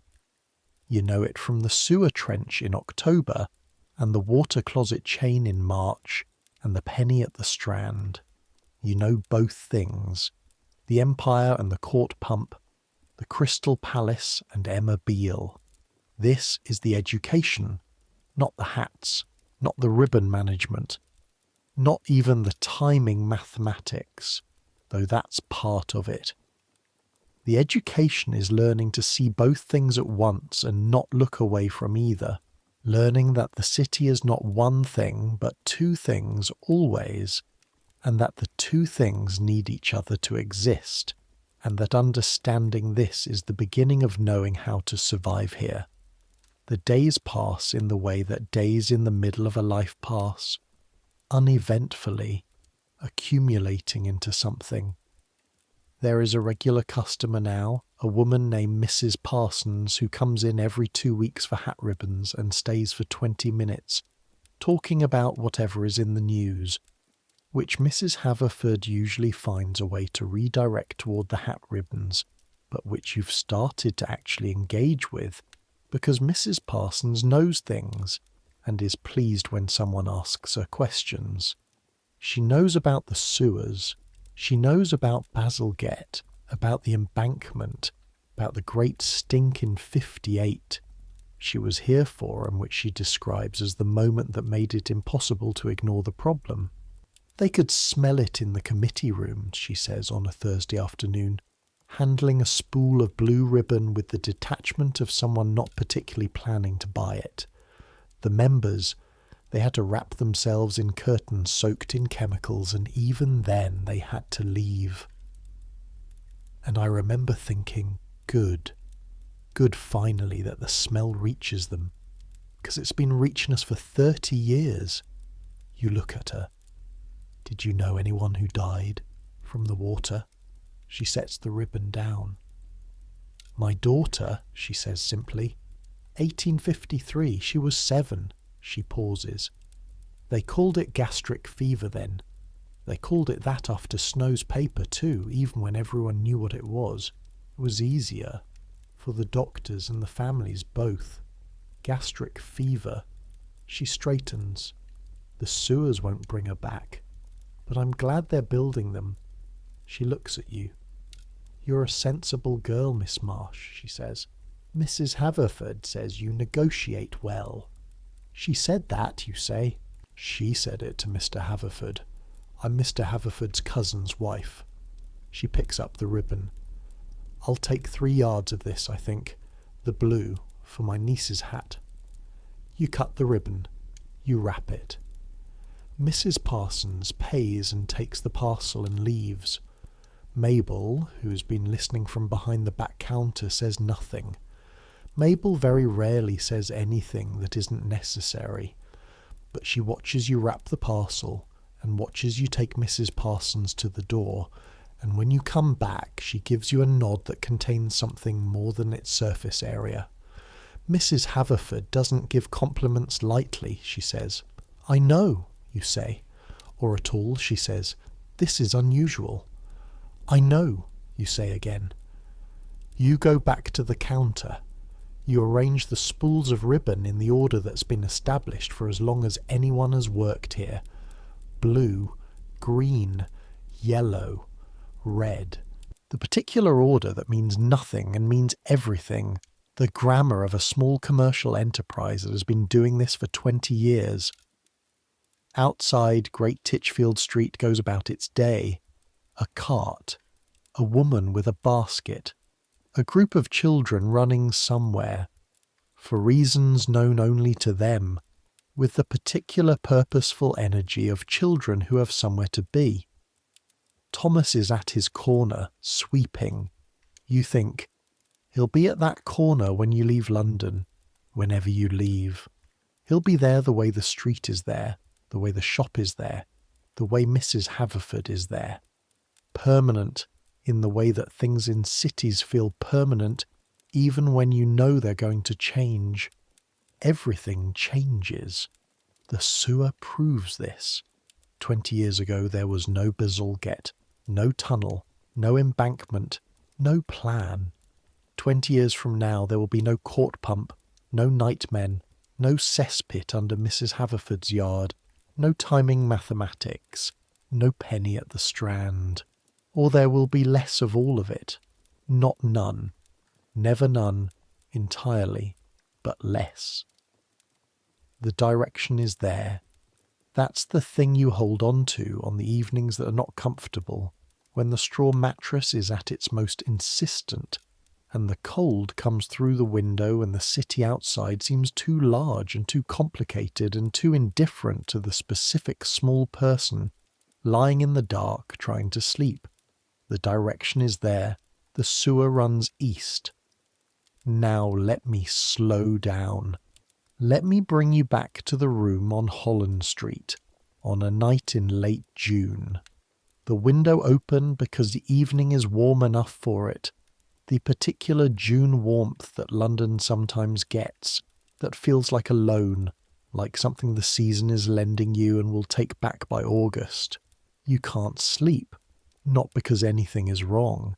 Nothing is wrong particularly. Maisie is peaceful. Ellen is in, her tobacco smell drifting up through the floor. Mrs. Galloway is doing whatever Mrs. Galloway does in the evenings, which sounds like someone moving pots with deliberate purpose. The sounds through the window. A cart. The city always has a cart somewhere, even at this hour.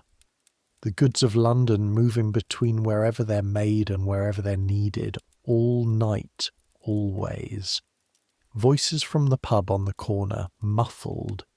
Someone making a point with a particular emphasis of a person who was on their second drink and very sure of their argument. A dog barking somewhere north.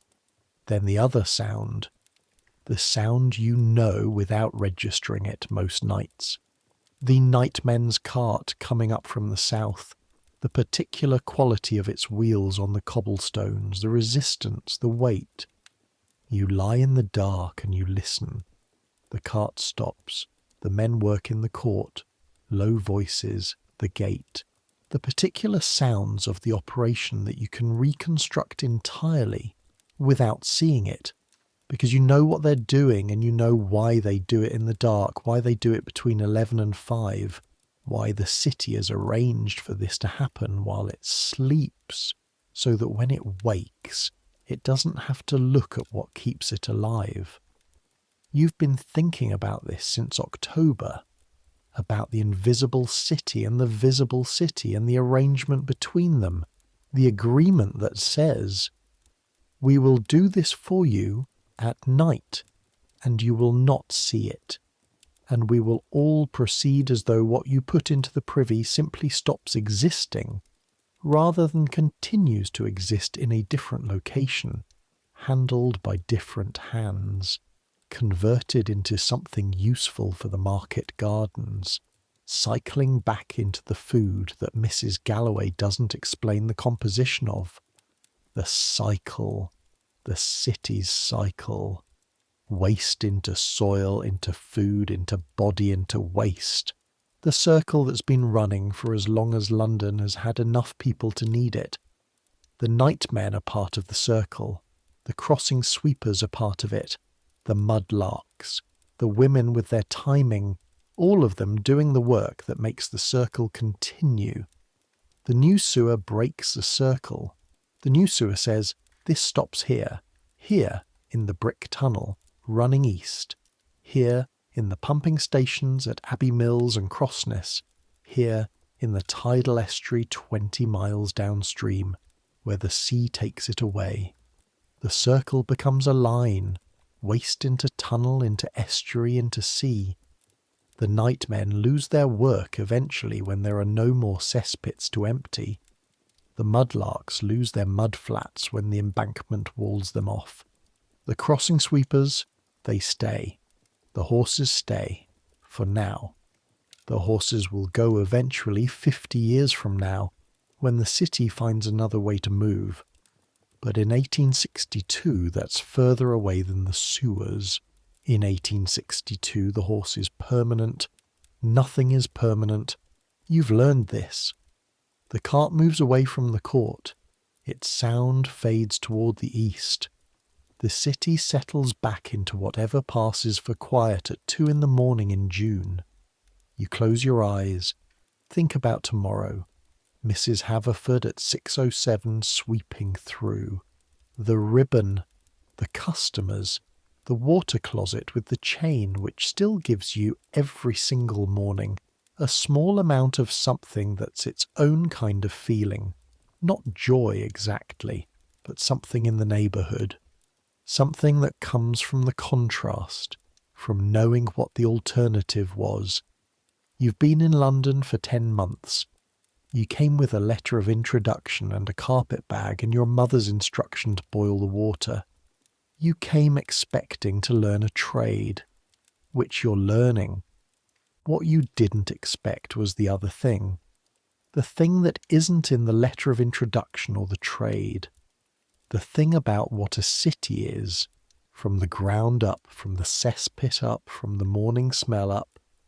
The thing about how the visible and the invisible work together, and what it costs, and who pays it, and who doesn't see the bill. You've held both things, the empire and the court pump. You've looked at both of them and you've kept going. You've earned something. You're not sure what to call it. Call it the beginning of knowing where you are.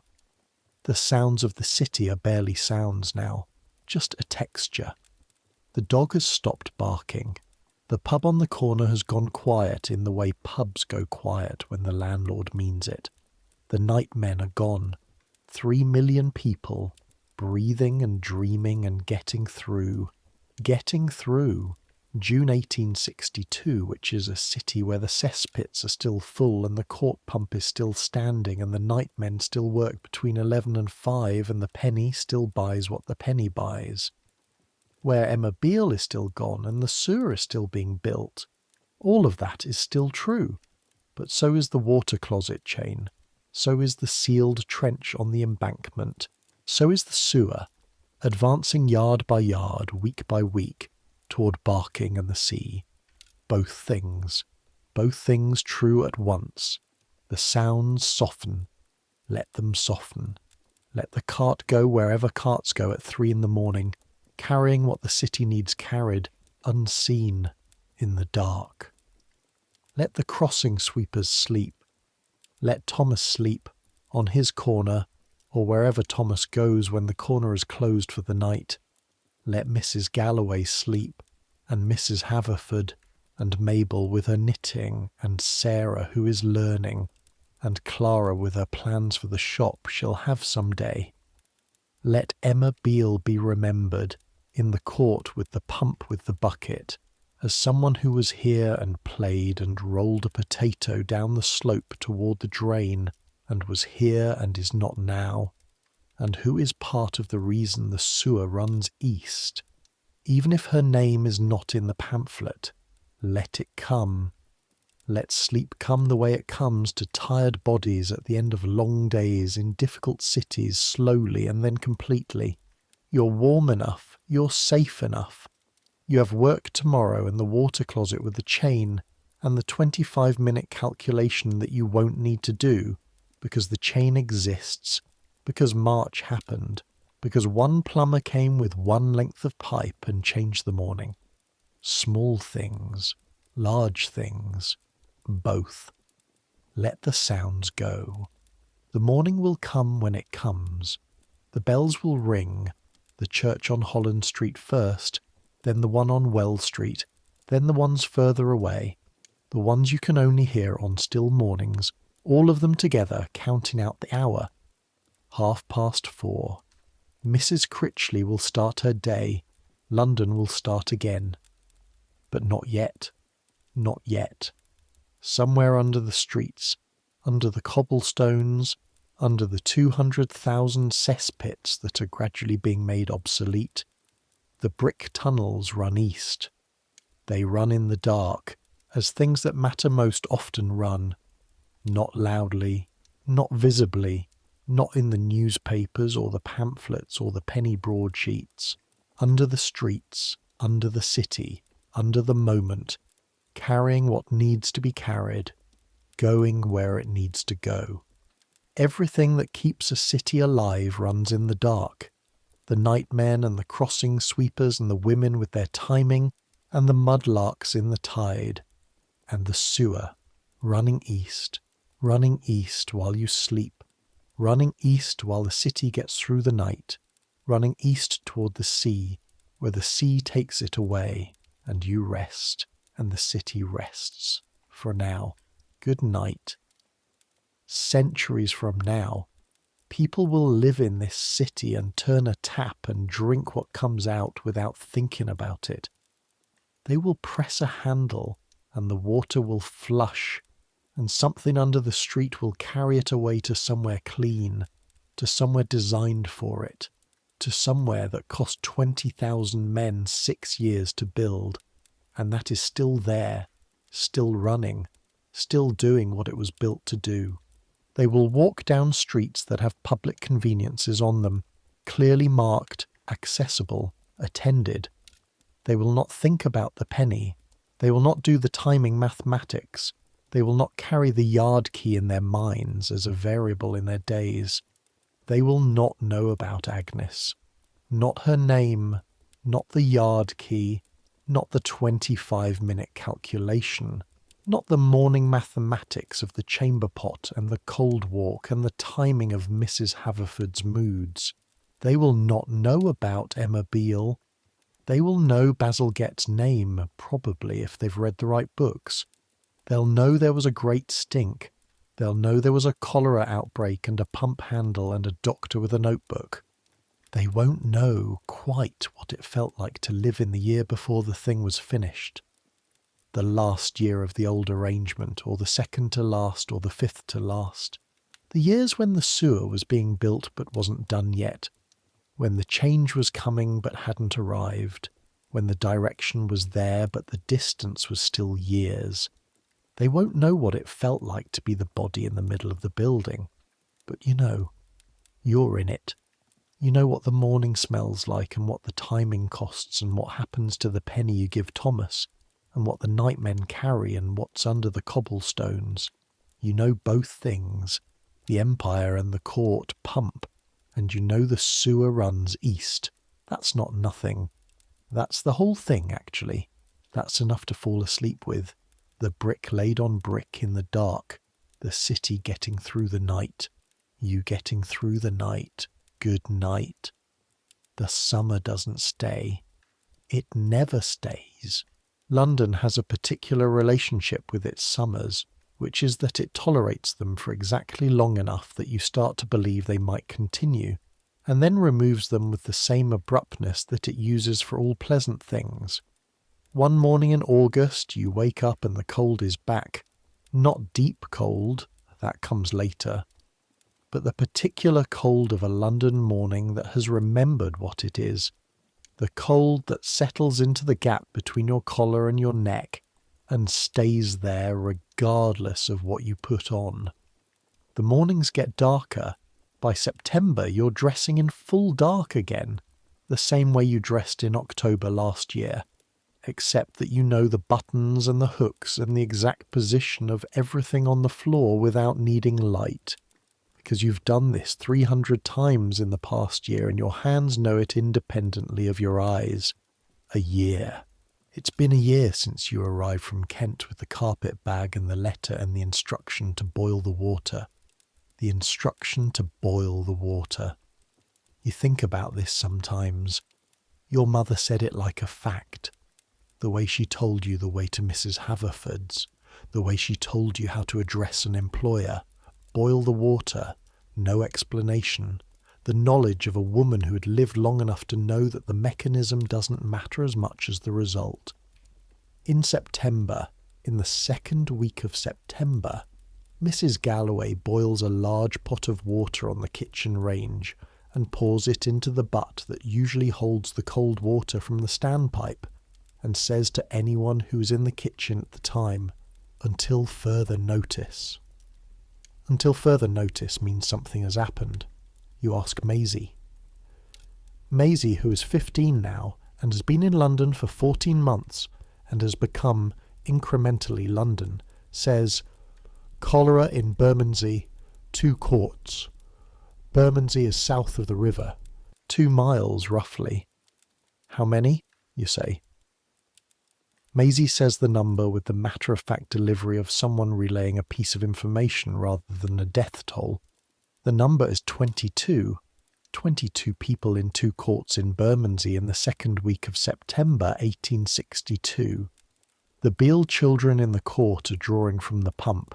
You've told Mrs. Galloway about the pump. You've told her about John Snow and the Broad Street handle and the mechanism, the actual mechanism the route from cesspit to soil to water to body. Mrs. Galloway listened with the expression of a woman who is not uninterested, but who's also running a lodging house and managing 11 tenants, and cannot apply infinite attention to any single problem. The families draw from the court pump, you say. I know, she says. The court pump is adjacent to the cesspit of the older house. I know that too, she says. If there's cholera in Bermondsey, Miss Marsh, she says not unkindly, I have told Mrs. Beale. I have told Mr. Beale. I have told the agent. The agent says the pump is not his concern. Mrs. Beale says she boils what she can and they're all fine. Mr. Beale says there's been no cholera in this court and therefore there's nothing to worry about. She looks at you. That's what they said in Bermondsey, presumably, you say. She doesn't answer that. She goes back to the stove. That night, lying in the dark, you hear Maisie's breathing and you count it. Regular. Fine. You listen for any sound from the court below, the sound of someone being sick, the sound of someone not being fine. There's nothing. Just the usual sounds. The cart. The pub. But you lie awake for a long time. This is what cholera does before it arrives. It creates a particular quality of attention, a heightened listening. You start sorting sounds into categories. Fine, probably fine, need to check. You start watching faces for the specific pallor and the specific look of someone whose body has started the rapid process of water loss that cholera accelerates. You've never seen a cholera case. You hope you never do. You've read enough in the penny papers to know what it looks like. The grey skin, the cramping, the speed of it, the terrifying speed of something that can go from healthy to dying in hours. The speed is the thing. It doesn't give you time. It doesn't give you the gradual warning that other illnesses give, the days of worsening that allow for preparation. It goes fast, and the going fast is itself part of why it kills so many, because by the time you understand what's happening, you're already behind. The boiled water helps. The boiled water is the thing your mother told you, and the thing Snow's paper says, and the thing that the pamphlet confirms. Boiling kills the mechanism. Not the smell is not the mechanism, but the contamination in the water, the actual contamination, the thing that rides in contaminated water from the cesspit into the well, into the body, into the gut. You boil everything. You tell Maisie to boil everything. You leave a note on the kitchen table that says, please boil all water, and you leave it there for a week, which is 3 days after Mrs. Galloway removes it, and 1 day after she puts it back without comment. The cholera in Bermondsey doesn't spread to Holland Street. In October the papers report it's contained. 15 deaths total in the 2 courts. The Board of Works is investigating the water supply. The agent responsible for the pump in question has been identified. Whether anything actually happens to the agent responsible for the pump in question is not reported. Maisie is fine. The Beale children are fine this time. Ellen, who was never in any particular danger because Ellen's habits and schedule seemed to operate by a completely different set of rules than everyone else's in the house, is fine. You breathe out. You keep boiling the water. The autumn passes through its stages. The leaves go from green to gold to brown to gone in the particular rapid progression of London autumn, which doesn't have the lingering beauty of country autumn, but instead makes its point quickly and moves on. The streets get wetter. The mud returns. The morning walk acquires its winter character. The cold, the dark, the smell of coal from every chimney. The crossing sweepers working in coats now. The carts leaving tracks in the softened road surface. The sewer advances. You can tell by the work sites. The hoarding has moved. The sections of road that are open have changed location. the trench advancing week by week along the embankment and then up through the connecting streets, the street sewers going in to feed the main tunnel. It's slow work, and it looks, from street level, mostly like disruption. Piles of excavated earth, temporary bridges over trenches, sections of road surface lifted and replaced with slightly different road surface, slightly flatter, slightly better. The gas lamps going in along the embankment one by one until the whole stretch from Westminster to Blackfriars is lit at night. You walk along it sometimes in the evenings. In November, when the evenings get cold and dark early, and the river has a quality that's different from the summer quality, darker and more serious, the tide moving differently in the cold. The gas lamps on the embankment make a long line of orange light, reflected in the water below.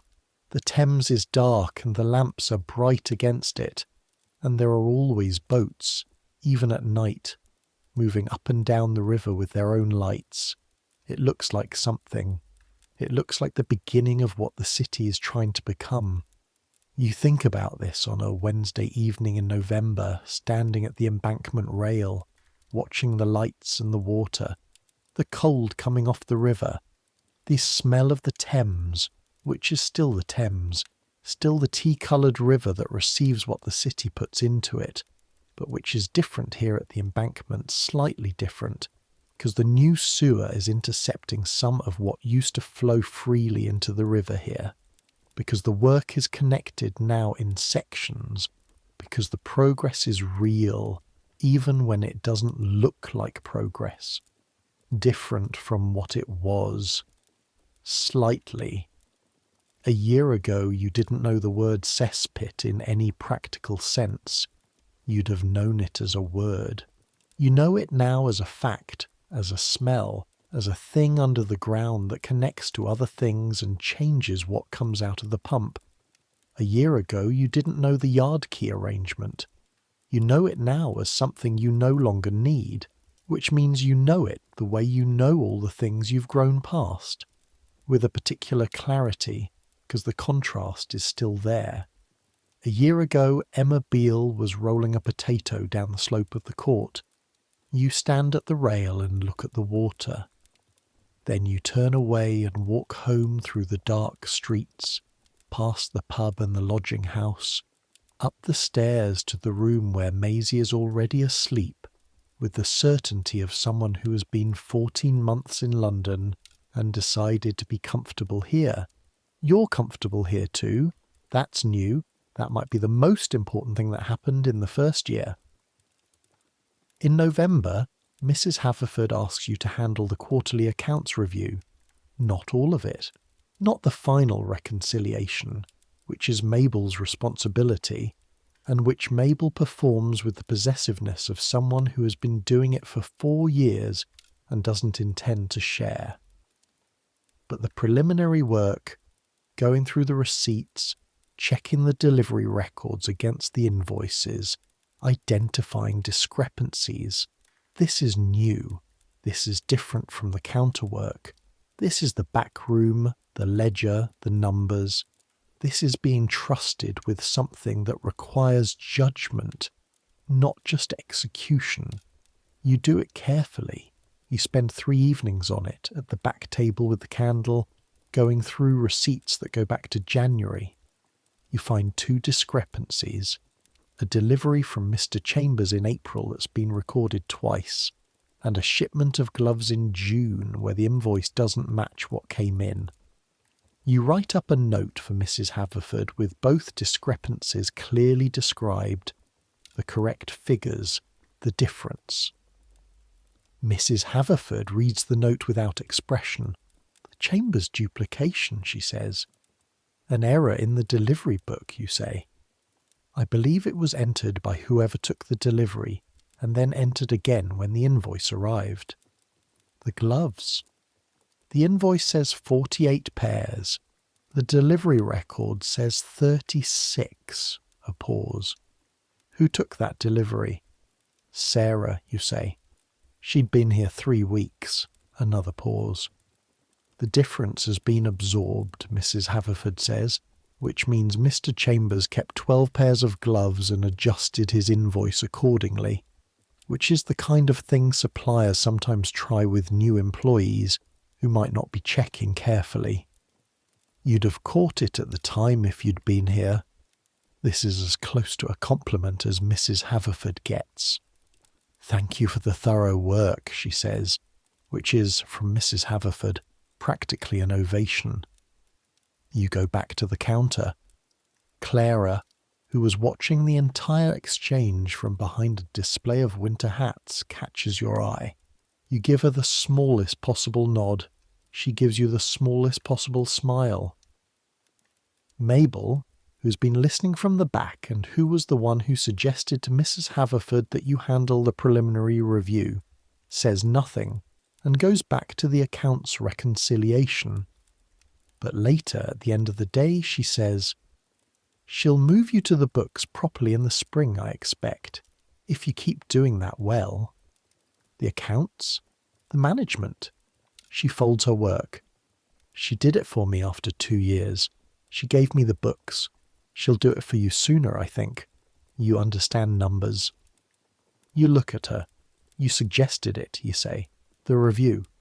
Yes, she says. I did. She puts her coat on and leaves. Just that. Just the fact of it.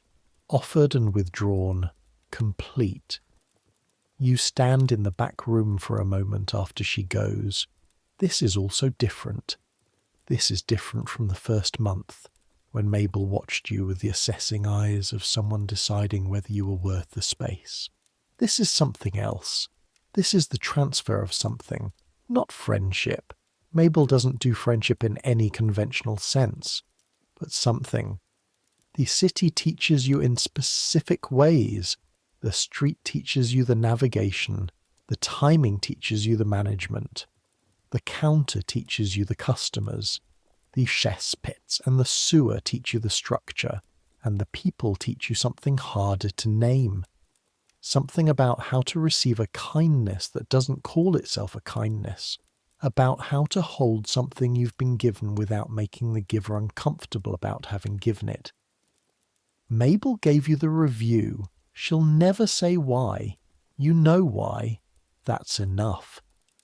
Winter comes in properly in December.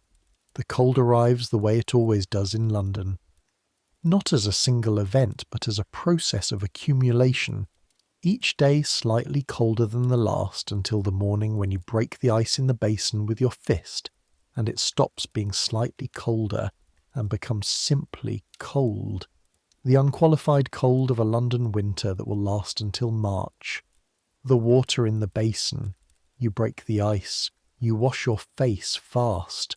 The shock of it waking you up faster than Mrs. Critchley managed. Your hands are red in 5 seconds. Your face tightens. The cold has a smell. Not smell exactly, but an absence of smell. The winter air that strips out some of the layers that London air usually carries and leaves something cleaner and colder and more honest. You dress in the dark. All the layers. Everything. The morning walk in December is a different experience from the morning walk in October. The street is harder. The mud has frozen in its October configuration and is now a fixed record of how the street stood in October, every hoofprint and wheel rut preserved, which sounds better than it is because it means the surface is uneven and sharp-edged and not generous to ankles. You step carefully. You carry yourself differently in winter, slightly more inward, slightly more armoured, the coat pulled across and the collar up, Thomas at his corner, bundled, broom still going, puffs of breath visible in the cold. You give him the halfpenny. He nods. The shop opens. The fire in the back is Mrs. Haverford's winter concession, a small grate, a coal scuttle, burning through the day from opening to closing. It warms the back room to something approaching comfortable. The shop itself stays cold. which Mrs. Haverford appears to regard as appropriate for a commercial premises, though she does keep a small brazier behind the counter that you and Clara and Sarah and Mabel take turns standing near while Mabel attends to whatever needs attending. The customers are different in winter. They're not browsing. Winter customers come in with specific purposes and leave as soon as those purposes are achieved. There's less of the ribbon handling without buying. There's more of the quick transaction, the woman who knows exactly what she wants and wants it efficiently and will not be distracted by the window display. You like winter customers. You can also see, in winter customers, the full complexity of the city's warmth hierarchy. Some of them come in with coats you would describe as adequate. Some come in with coats you would describe as good. Some come in with coats that cost more than you'll earn in a year. The women in the last category have invariably warm hands, and they touch the merchandise with the careless ease of people who have never once stood at a counter doing the fluid management mathematics, who have never once done the timing, whose houses have had water closets for years, and whose water closets are connected to proper drains, and who have never thought about any of it. You sell them ribbon. You wrap it carefully. You see them to the door, and you think, they don't know. They don't know any of this. The yard key, or the timing, or the penny, or the court pump, or Emma Beale. They live in a city that has 2 stories happening simultaneously, and they only live in one of them. You live in both. That's the thing. That's what the city has done to you. You live in both stories simultaneously, and you understand both of them, and you cannot unknow either. You cannot walk past the court pump without thinking about what's under it. You cannot use the water closet without thinking about what it replaced. You cannot see the embankment lamps without knowing what runs under them. You are, after 14 months, a Londoner. Not the London of the Crystal Palace, not the London of the embankment lamps and the merchants at the Royal Exchange and the great houses in Mayfair with their proper pipes and their water that comes from somewhere clean. The other London. The London that is also the same London. The London of the cesspits and the nightmen and the timing mathematics and the court pump and the children. And the sewer under both Londons running east, belonging to both of them. That's yours. Let me tell you about the morning you climbed the monument. It was a Saturday in late January, one of those January days London produces occasionally, as if by apology, cold, clear, the sky a pure pale blue that has no business being above this city, the light sharp and honest and without the usual filtering layers. The kind of day that makes you understand why people talked about London's air as something distinct from simply weather. On most days, London's air is a presence. On days like this, it's absent, replaced by actual air, the kind that comes from somewhere north where there are fields and no chimneys, and it's so different from the usual that you stop on the corner of Holland Street on your way to the shop and breathe it for a moment. Just breathe it. Then you walk to work. It was Mrs. Haverford who mentioned the monument. Not directly to you. She mentioned it in the context of saying that she'd been meaning to go for years and had never had occasion, which you understood as an indirect observation that you might find it worth seeing, since Mrs. Haverford's indirect observations sometimes contain suggestions. You went the following Saturday, which was your free afternoon. Clara came with you. Clara had been twice before and considered herself a guide, which was accurate enough for the monument, which requires no navigation, since it is a 202-foot stone column in the middle of the city and you cannot lose it. The monument was built to commemorate the Great Fire of London in 1666. The fire that burned for 4 days and destroyed 13,000 houses and 87 churches and most of the medieval city. The fire that made London in a particular way, because the city that was rebuilt after it was a different city. A city built in brick rather than timber. A city built wider with proper streets. A city that had been forced to rebuild itself from the ground up and had used the opportunity, at least in some parts, to build better.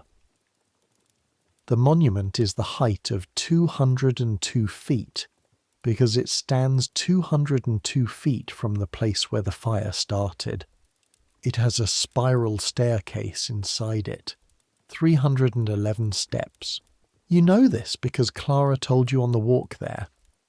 Clara delivers facts about London the way other people deliver commentary on the weather, continuously in the background, as a form of ambient information that you absorb whether you're specifically attending to it or not.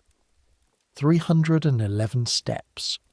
Circular stone rising in a spiral around the central column. Your hand on the inside railing. Your feet on the steps. Each step slightly worn in the centre from the thousands of people who have gone up here before you. The cold in the staircase is a different cold from the street cold. It's the cold of stone and enclosed air, the cold that doesn't move, that has settled into the walls and doesn't intend to leave until April. Your breath comes out in puffs.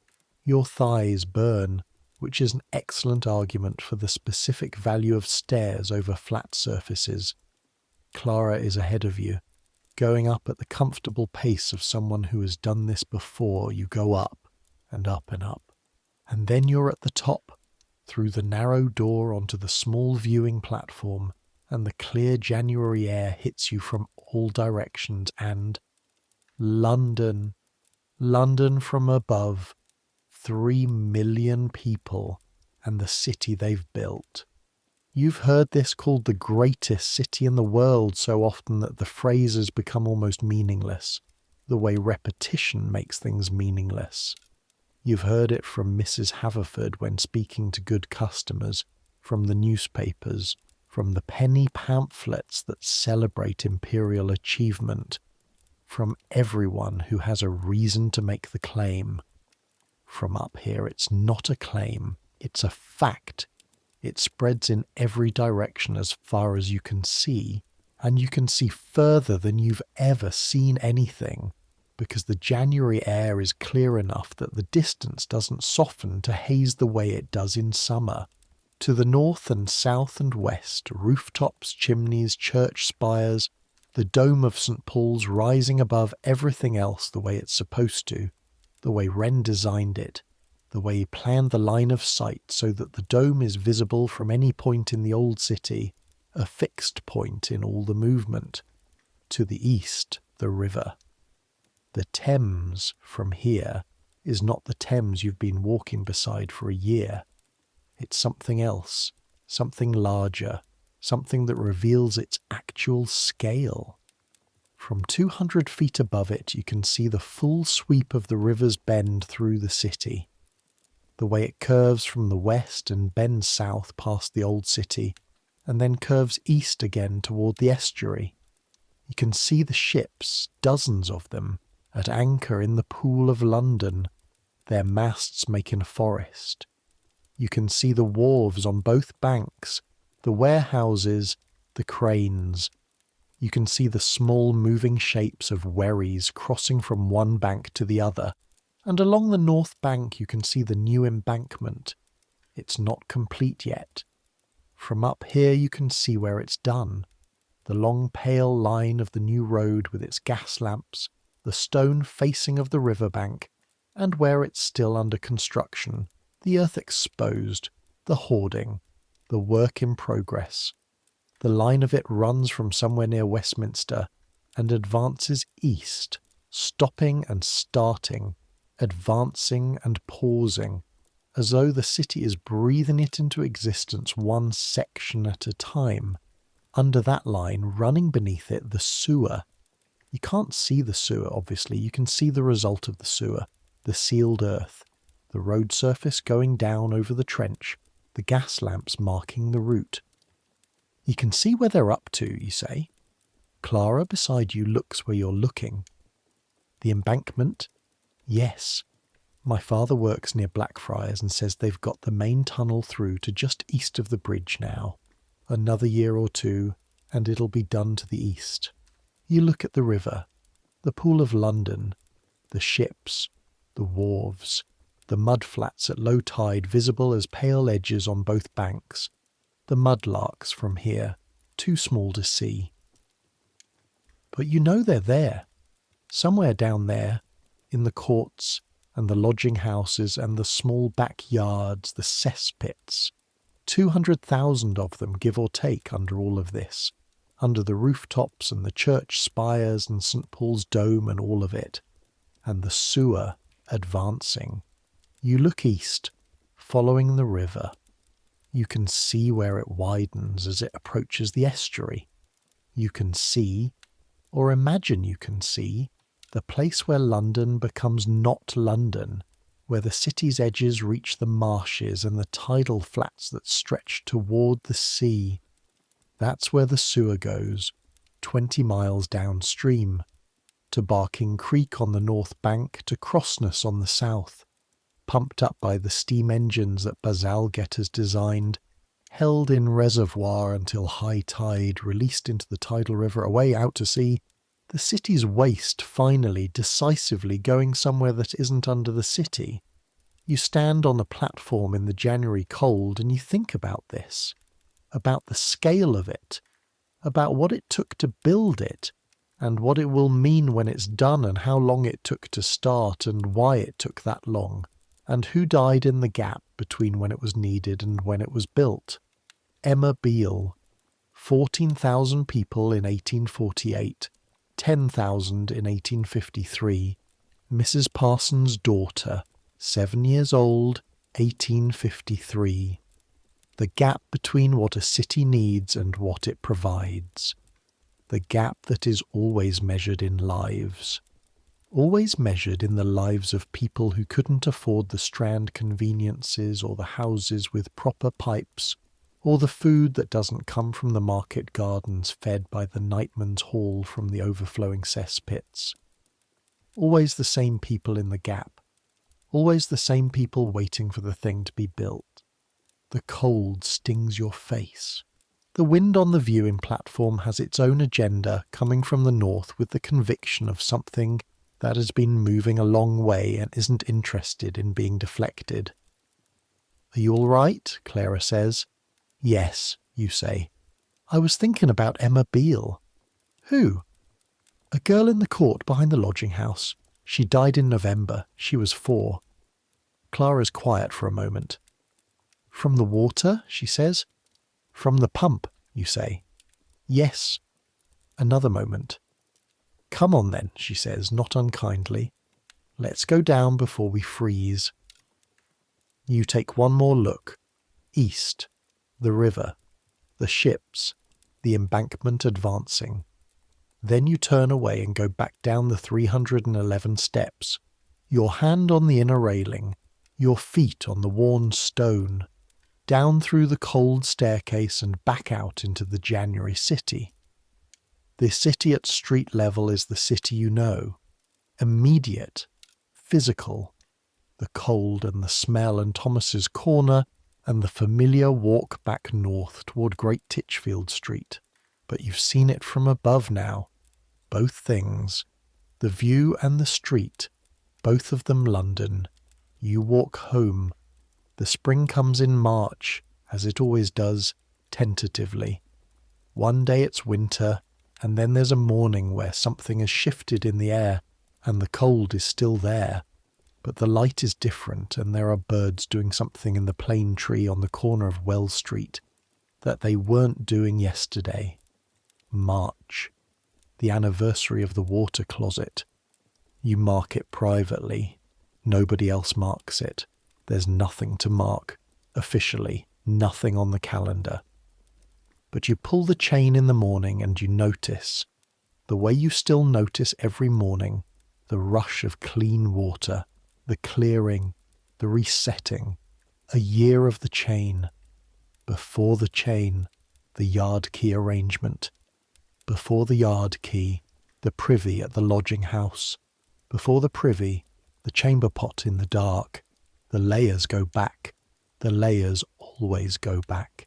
But each layer was replaced by something better, and something better is not nothing, and the direction of the replacement is worth marking even if nobody else is marking it. Mrs. Haverford, that March, gives you the books, not ceremonially. She hands you the delivery ledger and the invoice file and says, "You're responsible for the preliminary reconciliation from here on. Mabel will check your work." "Yes, Mrs. Haverford." And Miss Marsh, she doesn't look up from whatever she's doing at the counter. Don't let Mr. Chambers double bill the deliveries again. No, Mrs. Haverford. She doesn't say anything else. But the books are yours now. The quarterly reconciliation, the checking of invoices, the work that requires judgment, the work that is more than the counter. This is how things change in small shops on Great Titchfield Street. Not with ceremony, not with speech, with a ledger handed across a counter and an instruction about Mr. Chambers. You sit down with a ledger that evening in the back room, after the shop closes and the others have gone, and you open it to January and you start to understand the year from the numbers. What came in and when. What was sold and to whom. Where the money went, the shape of it. A business is a kind of story, you think. The numbers tell you what happened. Why it happened is in the conversations, the customers, the ribbon choices, the decisions. Both together tell you something truer than either alone. You work until the candle is too low to continue. Then you put the ledger away and put on your coat and walk home through the spring evening. The court pump is still there, still standing, still with its bucket. The Beale children are drawing from it this evening, 2 of them, a boy and a girl, taking turns at the handle, with the serious efficiency of children performing a household task. You watch them for a moment, then you keep walking. Summer. The summer of 1863 is different from the summer of 1862. Not objectively different. London in summer is London in summer. The smell and the heat and the particular intensity of 3 million people in the hot months. But subjectively different. You move through it differently. You've been here 2 years now, or close to 2 years, and the city that felt enormous and overwhelming and full of things that would eat you has become something more specific. It's still large, it's still complicated. But it's familiar now. You know the streets. You know which ones flood and which ones stay passable in heavy rain. You know the crossing sweepers by corner, not all by name but by face and routine. You know the suppliers on Mrs. Haverford's books, the ones who will negotiate and the ones who won't, and the ones who will try to slip in a quality substitution and assume you won't notice. You notice. Mrs. Haverford knows you notice. This is the year you start to understand what you're becoming. Not the woman you thought you'd become when you left Kent, which was a vaguer and more optimistic version of the woman who stands at the counter and manages the books and understands why the water closet chain matters. The woman you're actually becoming is more specific. She knows things, specific things, about the price of hat ribbon at 6 different suppliers and the margin at various price points, about which customers want to be flattered and which ones want to be given information and which ones want both simultaneously, about the accounts reconciliation and Mr. Chambers and the way a business works when the person at the centre of it has been doing it for 20 years and trusts you with the preliminary work. You're becoming someone who knows how things work, not just the hats, All of it. The hats and the water and the sewers and the timing and the city from above and the city from the street. All of it is the same knowledge, you've come to think. It's all about understanding the gap between what's presented and what's underneath. The beautiful hat and the burning fingers of the girl at the flame, the embankment lamps and the sewer they're built over, the crystal palace and the cesspits under the city that celebrated itself in it. Hold both things. Look at both. That's what London teaches you. That's what you've got. In August, there's a Sunday when Mrs. Haverford's is closed, and Clara has gone to visit her cousin in Hackney, and Maisie is doing something she's been vague about since Thursday, and you find yourself with an afternoon and nowhere specific to be. You walk. You walk south from Holland Street to the river, and then east along the embankment, past the construction and the sections already completed, past the gas lamps and the new road surface and the sealed trench, past the monument that you can see from the embankment as a column above the rooftops to the north. You walk all the way to London Bridge. London Bridge in 1862 is not the original London Bridge. That one, the medieval bridge with its houses and shops and its famous drawbridge, was demolished in 1831 and replaced with the current structure, plain stone arches, functional, without the romantic clutter of the old one. You've crossed it before on errands. You know it by feel, the change in the sound underfoot when you go from cobblestones to bridge stones, the way the river opens out on both sides. You cross it now in the August afternoon walking south. The south bank is different from the north. It's always been different. This is where the city puts what it doesn't want to look at directly. The tanneries, the leather dressers, the soap factories, the industries that require space and produce smell, and don't fit into the gentler commerce of the North Bank. You can smell it before you reach it, not unpleasantly exactly, in the way that any strong smell becomes familiar and stops being specifically unpleasant, just strongly present. The streets on the south side are narrower, the buildings older and more dilapidated. The people have the look of people who work physical work and who are, in August, doing it in heat. That adds another layer of difficulty to what was already difficult. You walk through Southwark, through streets you don't know, navigating by the river smell to your left and the general sense of direction, and you find the building almost by accident. It's in a side street off the Borough High Street, a modest building, not much to look at from the outside. Brick, 3 stories, a small sign above the door that you have to stop to read. Joseph Bazalgette, Metropolitan Board of Works. This is not, you think, likely to be Bazalgette's office. That's in Spring Gardens near the Board of Works' main premises. But it's some kind of sub-office, perhaps for the South Bank work, perhaps for the Crossness project. There's a plan pinned in the window, a technical drawing, the kind you've seen in the illustrated papers but never close up. Lines and numbers and measurements. The cross-section of something. You stand at the window and look at the drawing. It's a sewer. The cross-section of a sewer, the egg-shaped tunnel shown in profile, the dimensions marked in feet and inches, the curve of the crown, the angle of the invert, the depth below street level. A man comes out of the office.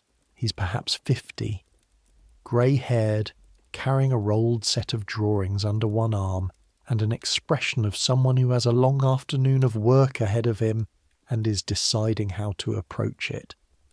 He sees you looking at the window. He doesn't seem surprised.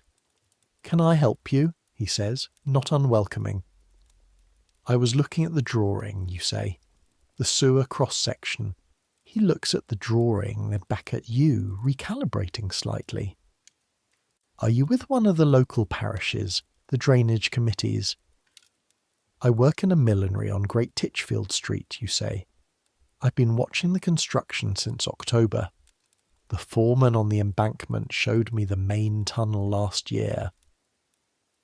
The man looks at you for a moment with the particular expression of someone encountering something unexpected in a situation where they had certain expectations. What did you think of it? He says. I thought it was the right size, you say. For the job, he laughs. It's a short, genuine laugh. Yes, he says. That's the right assessment. He shifts the drawings under his arm. You understand what it's for? The waste goes east, you say, instead of into the river. The water table clears, the wells come clean, the cholera stops. He looks at you differently now. The mechanism's correct, he says. The timeline is optimistic. We have perhaps, he considers, another 3 or 4 years before the full system is operational. The North Bank main is progressing, the South Bank is behind. He says this last part with the tone of a man who has opinions about why the South Bank is behind and is too professional to express them in this context. But yes, in essence, the mechanism is as you describe. You look at the drawing in the window. The court pump in my street, you say. In the court behind the lodging house on Holland Street. When does it get clean? He pulls a slightly folded street map from his coat pocket. He finds Holland Street. He traces a line with his finger. The connecting sewers for that section, he traces further, are scheduled for 1865, 1866 at the latest. He folds the map. After that, the court pump will need to be tested. If the cesspit adjacent has been sealed properly, the water table should begin to recover within 2 to 3 years. 1868, you say. 1869. If things proceed as planned, he says. He says this with the seasoned caution of an engineer who's been dealing with the Metropolitan Board of Works for 8 years. Things do not always proceed as planned. No, you say. He looks at you again. You lost someone, he says. Not prying, just reading. A girl in the court, you say. November 62, she was 4. He nods. He nods with the expression of a man who has kept a mental tally, who has been keeping it for years, who knows that every delayed section and every budget argument and every planning dispute has a number attached to it, and the number is this kind. I'm sorry, he says. So am I, you say. You stand there for a moment on the pavement outside the South Bank office, with the sewer drawing in the window and the Borough High Street going about its August afternoon beyond the end of the alley, and you think about Emma Beale and about the mechanism and about the man who is carrying those rolled drawings under his arm and who knows exactly when the connecting sewers reach Holland Street and what that will mean for the court pump and the water table, and whether the children who grow up in that court after 1868 will die at 4 years old. He knows. He's carrying it in the drawings. Thank you, you say. For what? He says. For building it, you say. He looks at the window, at the drawing, at the cross-section of the egg-shaped tunnel, the dimensions marked in feet and inches, the curve of the crown, the angle of the invert. It's not done yet, he says. No, you say. But it's going. He nods. He goes back into the office. You walk back to London Bridge. You cross it. North Bank. The familiar smell, the familiar streets, the walk back through the city, you know. 6 years. 6 more years of the court pump. 6 more years of the nightmen, of the timing, of the penny at the Strand, of all the arrangements that fill the gap between what is necessary and what is provided. 6 years is a long time when you're 4 years old. Emma Beale knew this, though she wouldn't have known it in those terms.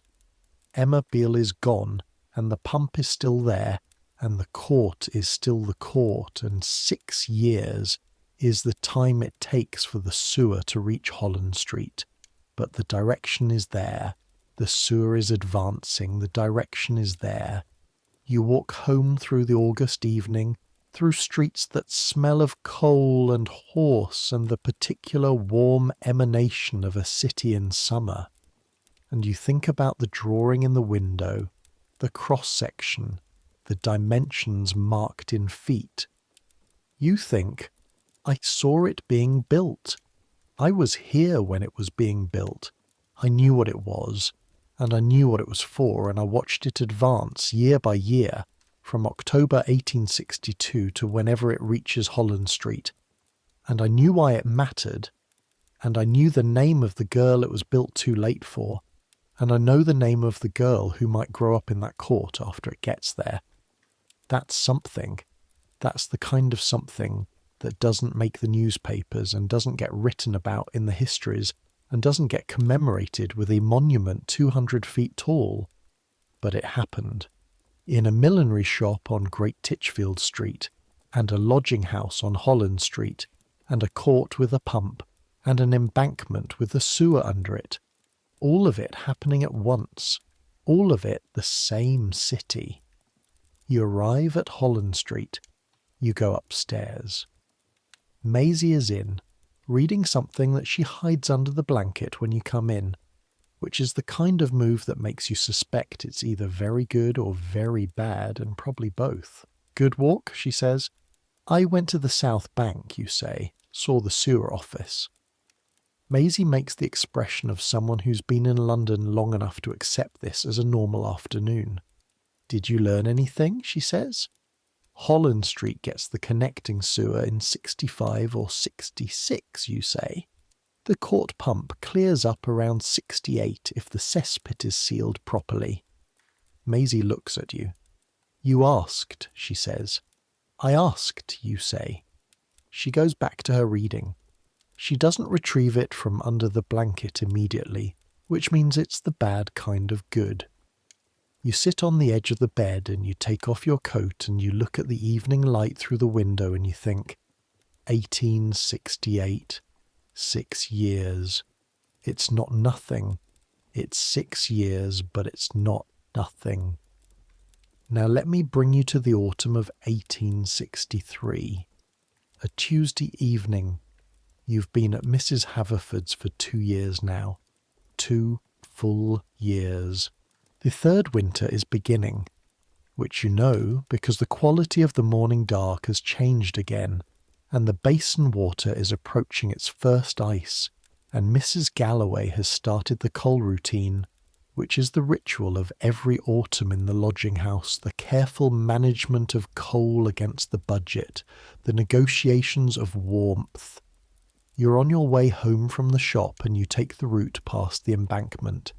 You do this sometimes in the evenings, the longer way, the river way, because the embankment in the evening has something that the direct route doesn't.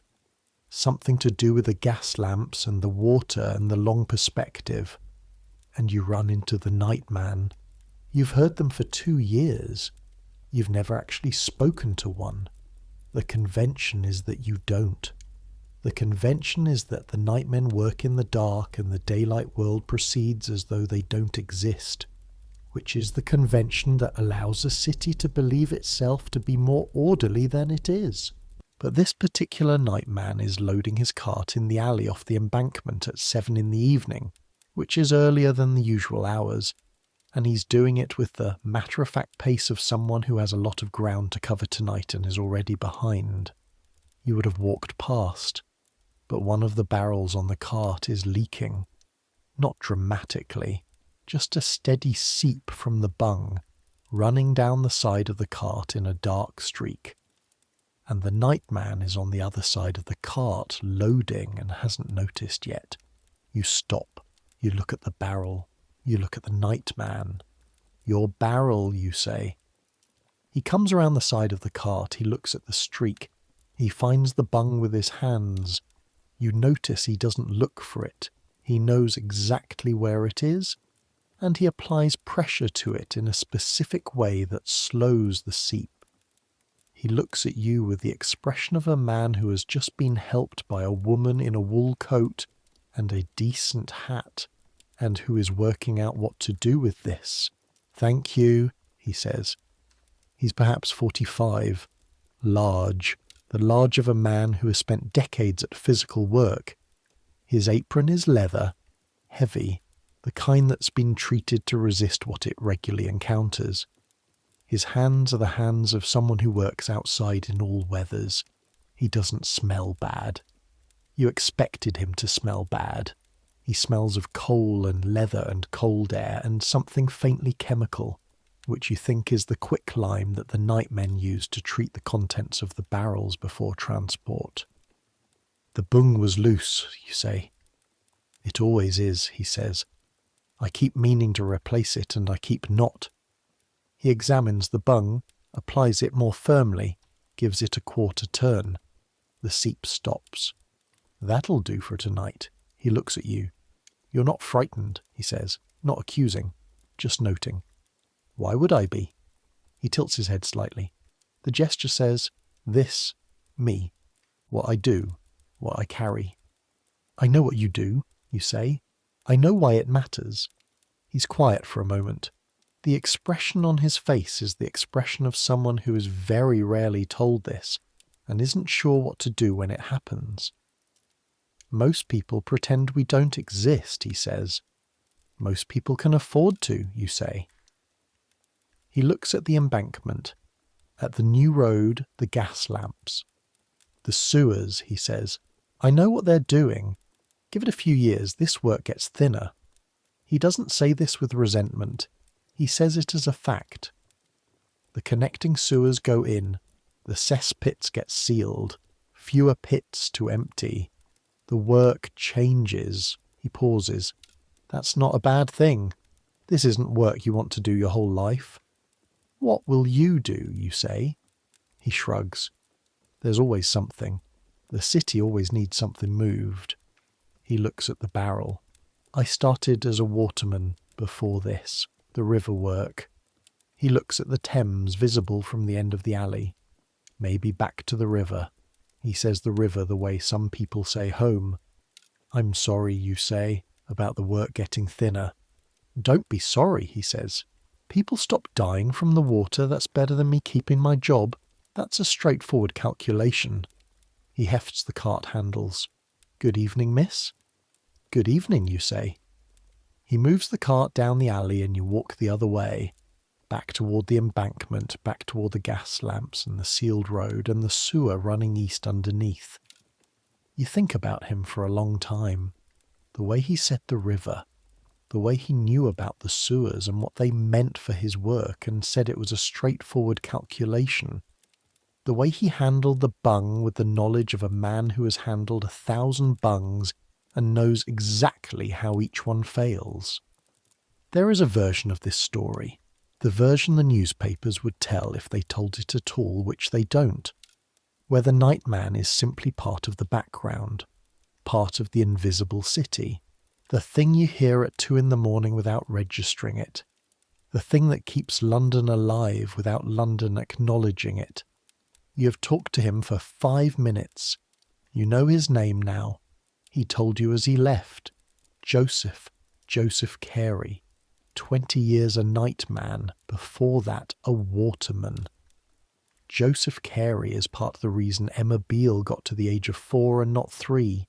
The reason the cesspits are not yet quite full enough to overwhelm the water table entirely in all 200,000 locations. The reason the city continues to function, barely, in the gap between what it has built and what it needs to have built. The invisible city, running in the dark. The direction is there. The sewer runs east. Joseph Carey deserves to go back to the river. He will, probably. After the sewers connect and the cesspits are sealed and the nightmen's work gets thinner, he'll go back to the water he started from. That feels right. Winter comes in properly, as it always does. The second winter is different from the first. The first winter you were still learning the city from the outside, still adjusting to the cold in the basin and the dark in the mornings and the way the lodging house manages its coal ration. The second winter you know these things. They're not new, they're conditions, not surprises. What's different in the second winter is something more internal, something to do with who you are in the city now, which is different from who you were arriving in it. You know the accounts, you know the suppliers, you know the customers well enough to read them in the first 30 seconds, which is the specific skill of someone who has been standing at a counter for 2 years, understanding that the customer's mood is information. You know Mrs. Haverford's moods. You know Mabel's system and Clara's plans and Sarah's progress. You know the lodging house and the morning routine and the walk and Thomas at his corner. You know the embankment and the monument and the sewer cross-section in the drawing in the South Bank office window. You know the court pump. You know Emma Beale's name. This is what 2 years makes. On a Saturday in February, Clara comes to tell you she's leaving. She tells you at the Duke's Head, which is where you tell each other things that require a different setting than the shop. She has the expression she gets when she's made a decision and is certain about it, but is bracing for a reaction. "I've found premises," she says, "off Marylebone High Street. Small? The right size to start? I've been saving for 3 years. You look at her. "The millinery," you say. "Yes." She holds your gaze. "I've talked to Mrs. Haverford. She pauses. Not unsupportive. She said she'd supply me at trade rates, which is more than I expected. When? March. April at the latest. March. The anniversary of the water closet.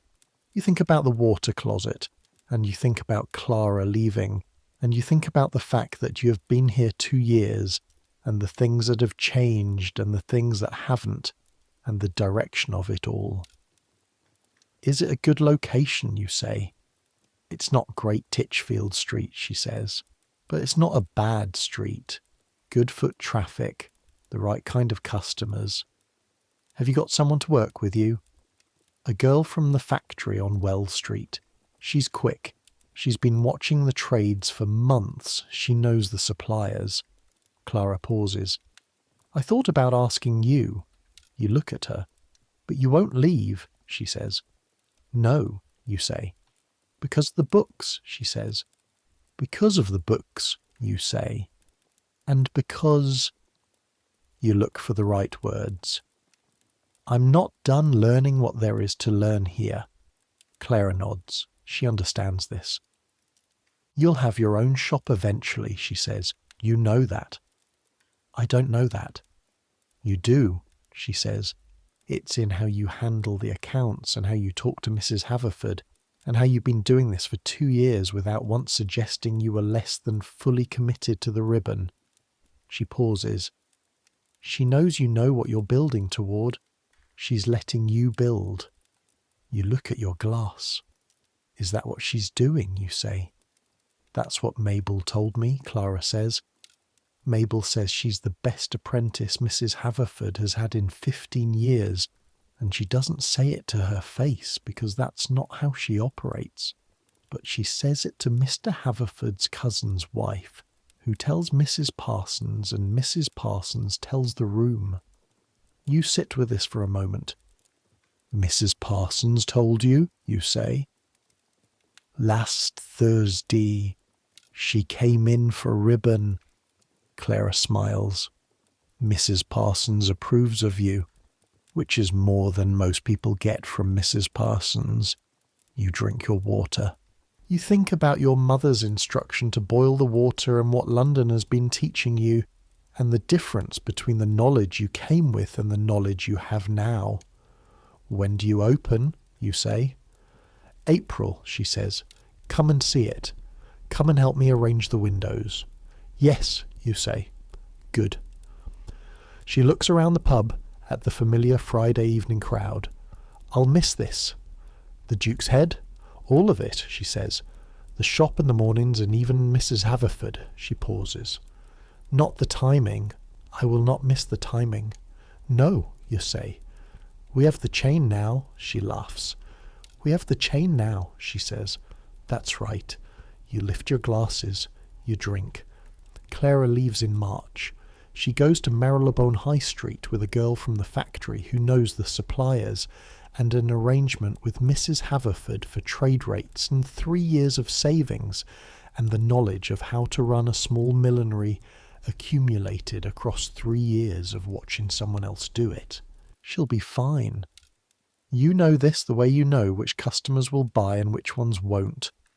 Clara has the eye for it and the head for the numbers and the patience for the customers who handle ribbon for 40 minutes and leave without buying. She'll be fine. A new girl comes to fill the space. Her name is Margaret. She's 18 from Norwich, and she arrives with the particular expression of someone who's been told what London will be and has found the reality to be more specifically London than the telling. You watch her on her first week. You think, I remember this. Not just the feeling of it, the specific practical geography of it, the yard key, the timing, the cold walk, the morning smell, the layers of everything that are going to need to be learned. But there's the water closet now. There's the chain. Margaret won't need the yard key. Margaret won't do the timing mathematics in the way you did it. That's different. That's progress. Small, specific, concrete progress. In the form of a plumber who came in March of last year with a length of pipe and a cistern. You show her the water closet on her first day. You don't make it into a speech. You just show her the door, the chain, the basin, the tap. She looks at it with the expression of someone who was expecting worse. Thank you, she says. Yes, you say. Then you go back to the counter. The spring comes. Clara's shop opens. You go to help arrange the windows on a Saturday afternoon. The shop is small, as she said, but it's right. It's a right-sized room for what she's doing, and the window faces east and gets good morning light, and when you arrange the display it looks like a millinery that has been open for years. She stands in the middle of the room after the window is done and looks at it. You stand behind her.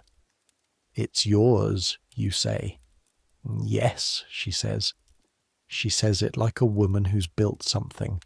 Like she's surprised and not surprised at once. The way you are when a thing you've been working toward arrives and is actually there. You walk back to Great Titchfield Street through the spring afternoon.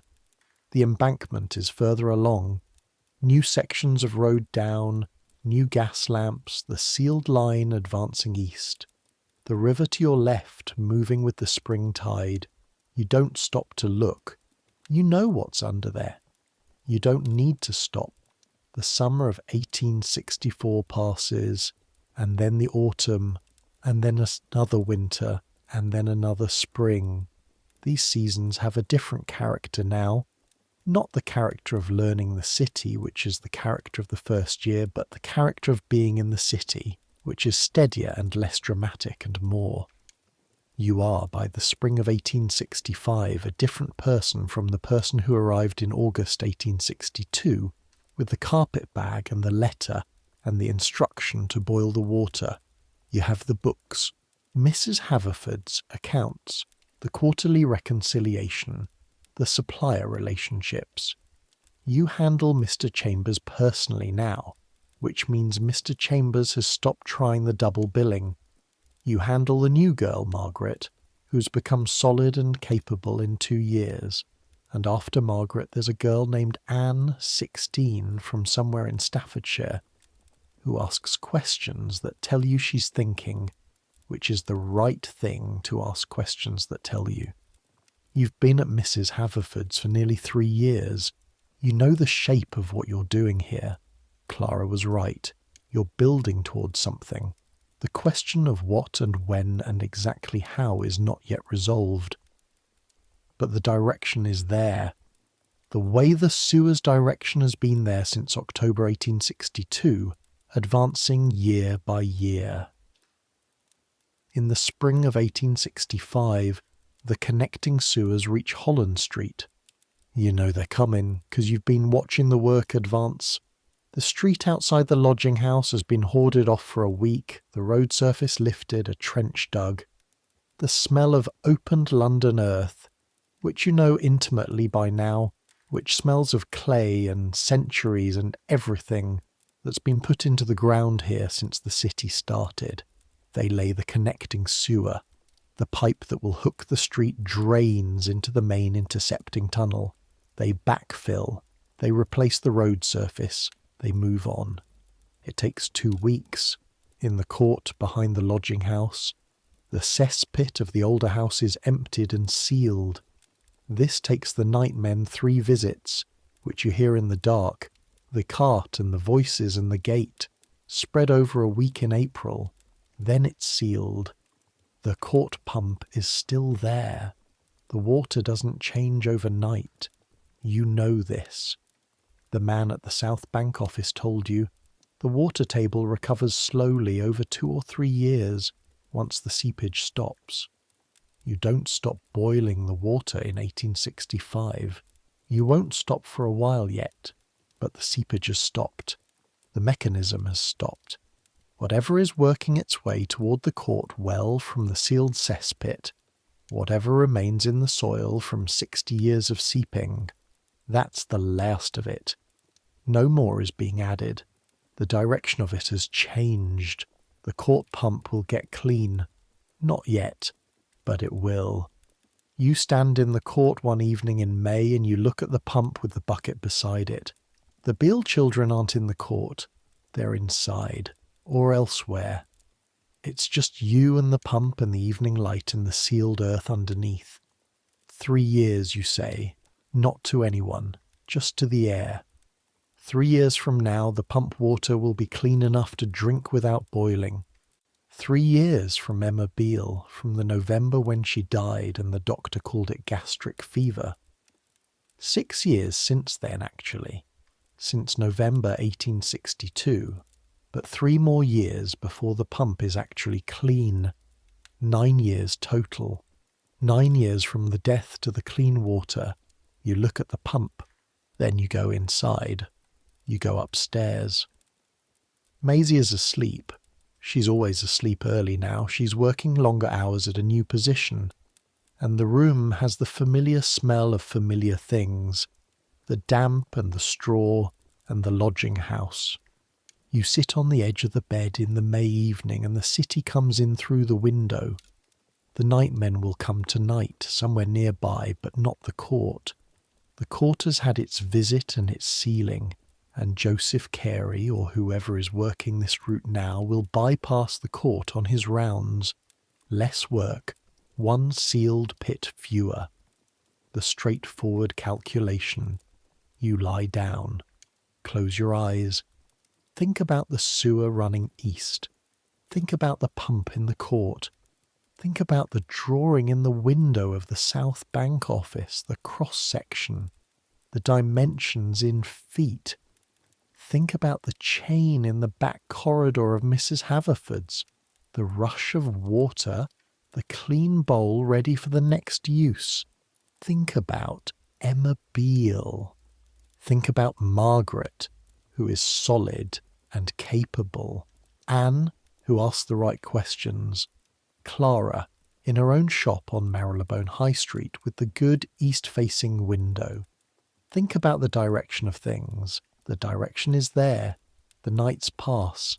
They pass the way nights pass in cities, unevenly, some longer and some shorter, some full of the city's sound and some quieter. The city breathes around you. 3 million people breathing and dreaming and getting through. The summer passes. Another autumn.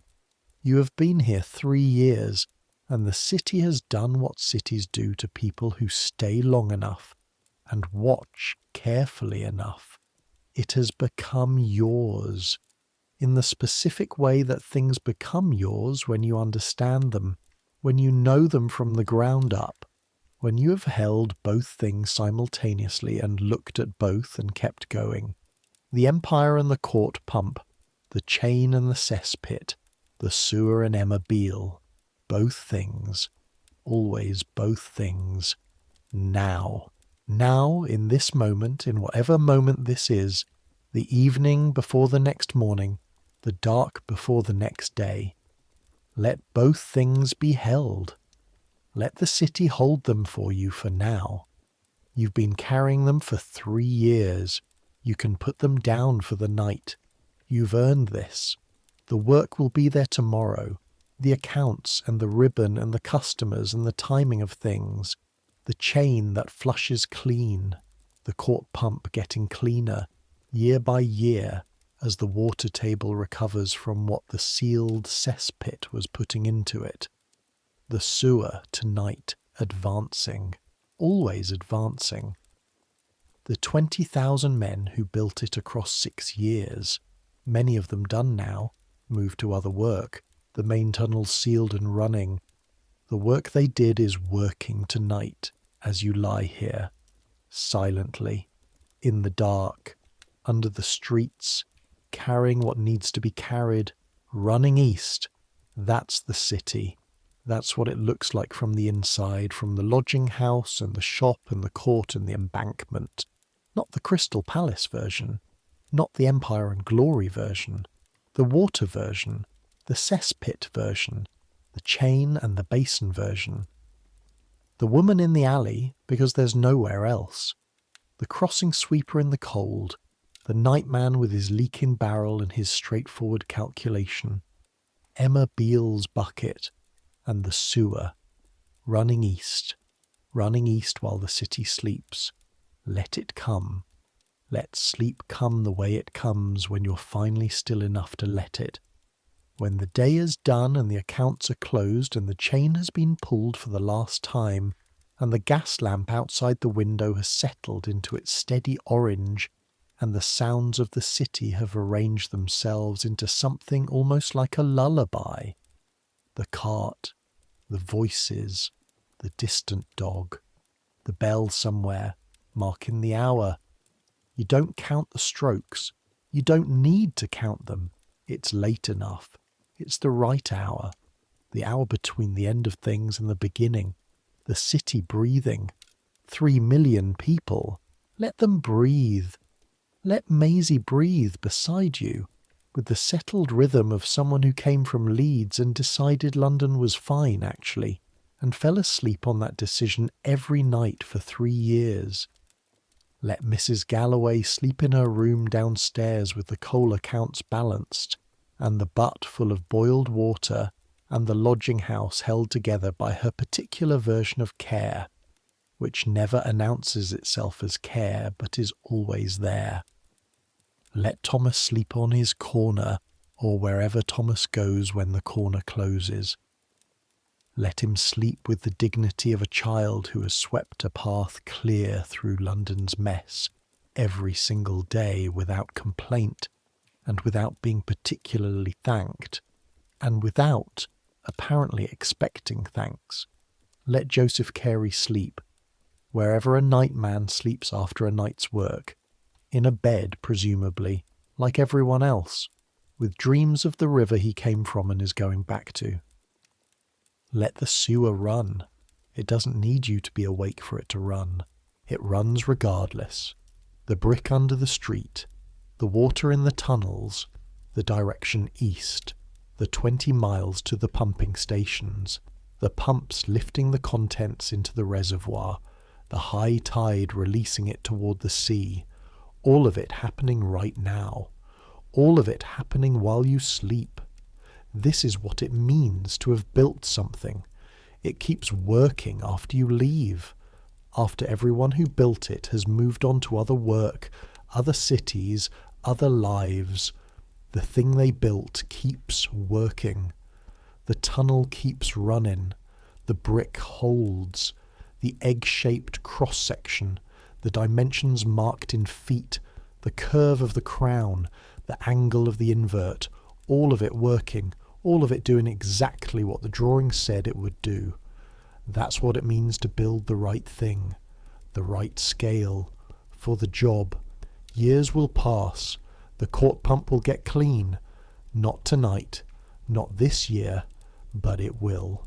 The children who grow up in that court in 1868, in 1870, in 1872, they'll draw from the pump and drink the water and not die. Not from the water, not from this pump, in this court, on this street. That's Emma Beale's inheritance. Not her fault, not her gift, not her anything. She was 4 and she died in November, and she rolled potatoes down the slope of the court and she is gone. But what was built after her, and partly because of her and the 10,000 like her, that's what outlasts her. The pump will get clean, the chain will keep flushing, the penny will stop being required at the Strand. Eventually, in 20 years, in 30, the public conveniences will be free and they'll be on more streets and they'll be for everyone and nobody will do the timing mathematics.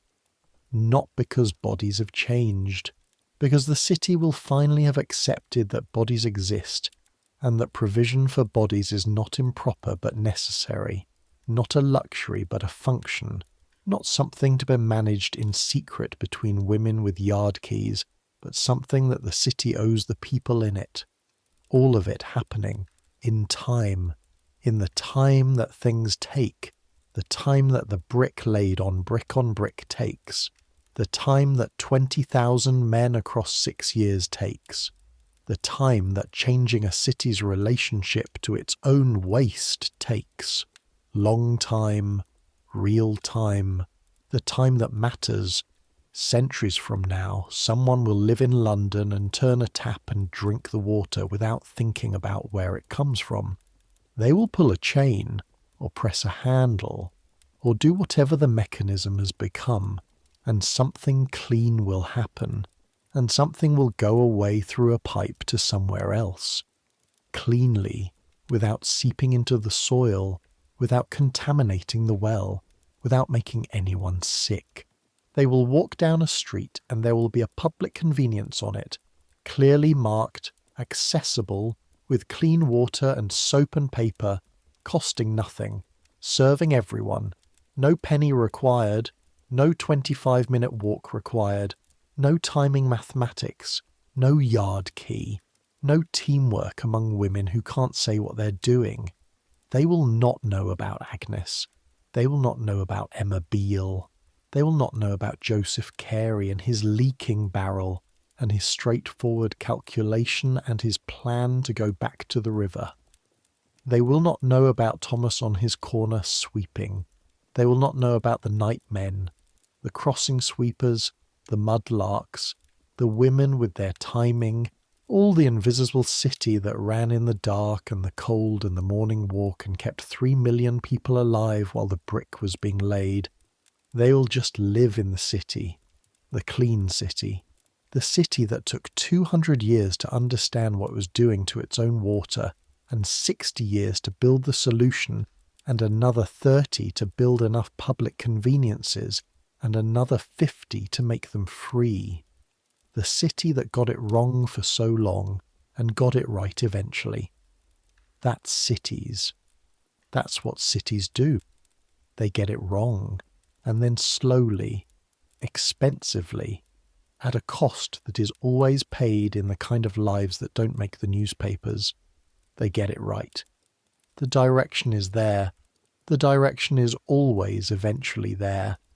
And somewhere under the streets, under the cobblestones and the new road surfaces and the gas lamps and the sealed cesspits and the court pump getting cleaner year by year, the sewer runs east. It runs now.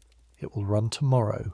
It will run while you sleep, while the city sleeps, while the 3 million breathe and dream and get through the night the way they always get through the night. Together, separately, invisibly, in all the ways that being human in a city requires. Let it run. Let the city breathe. Let the sounds soften into the texture of the night, into the ambient frequency that says, here we are, getting through, same as always, same as every night, same as all the nights stretching back through the decades before the sewer, and all the night stretching forward into the decades after it. The human heart in the dark. That doesn't change. The body that needs rest at the end of a long day, that doesn't change. The need to be warm enough, safe enough, here enough. Those don't change. Let them be enough. Tonight, they are enough. They're exactly enough. The city breathes around you. The sewer runs east. You rest. Good night.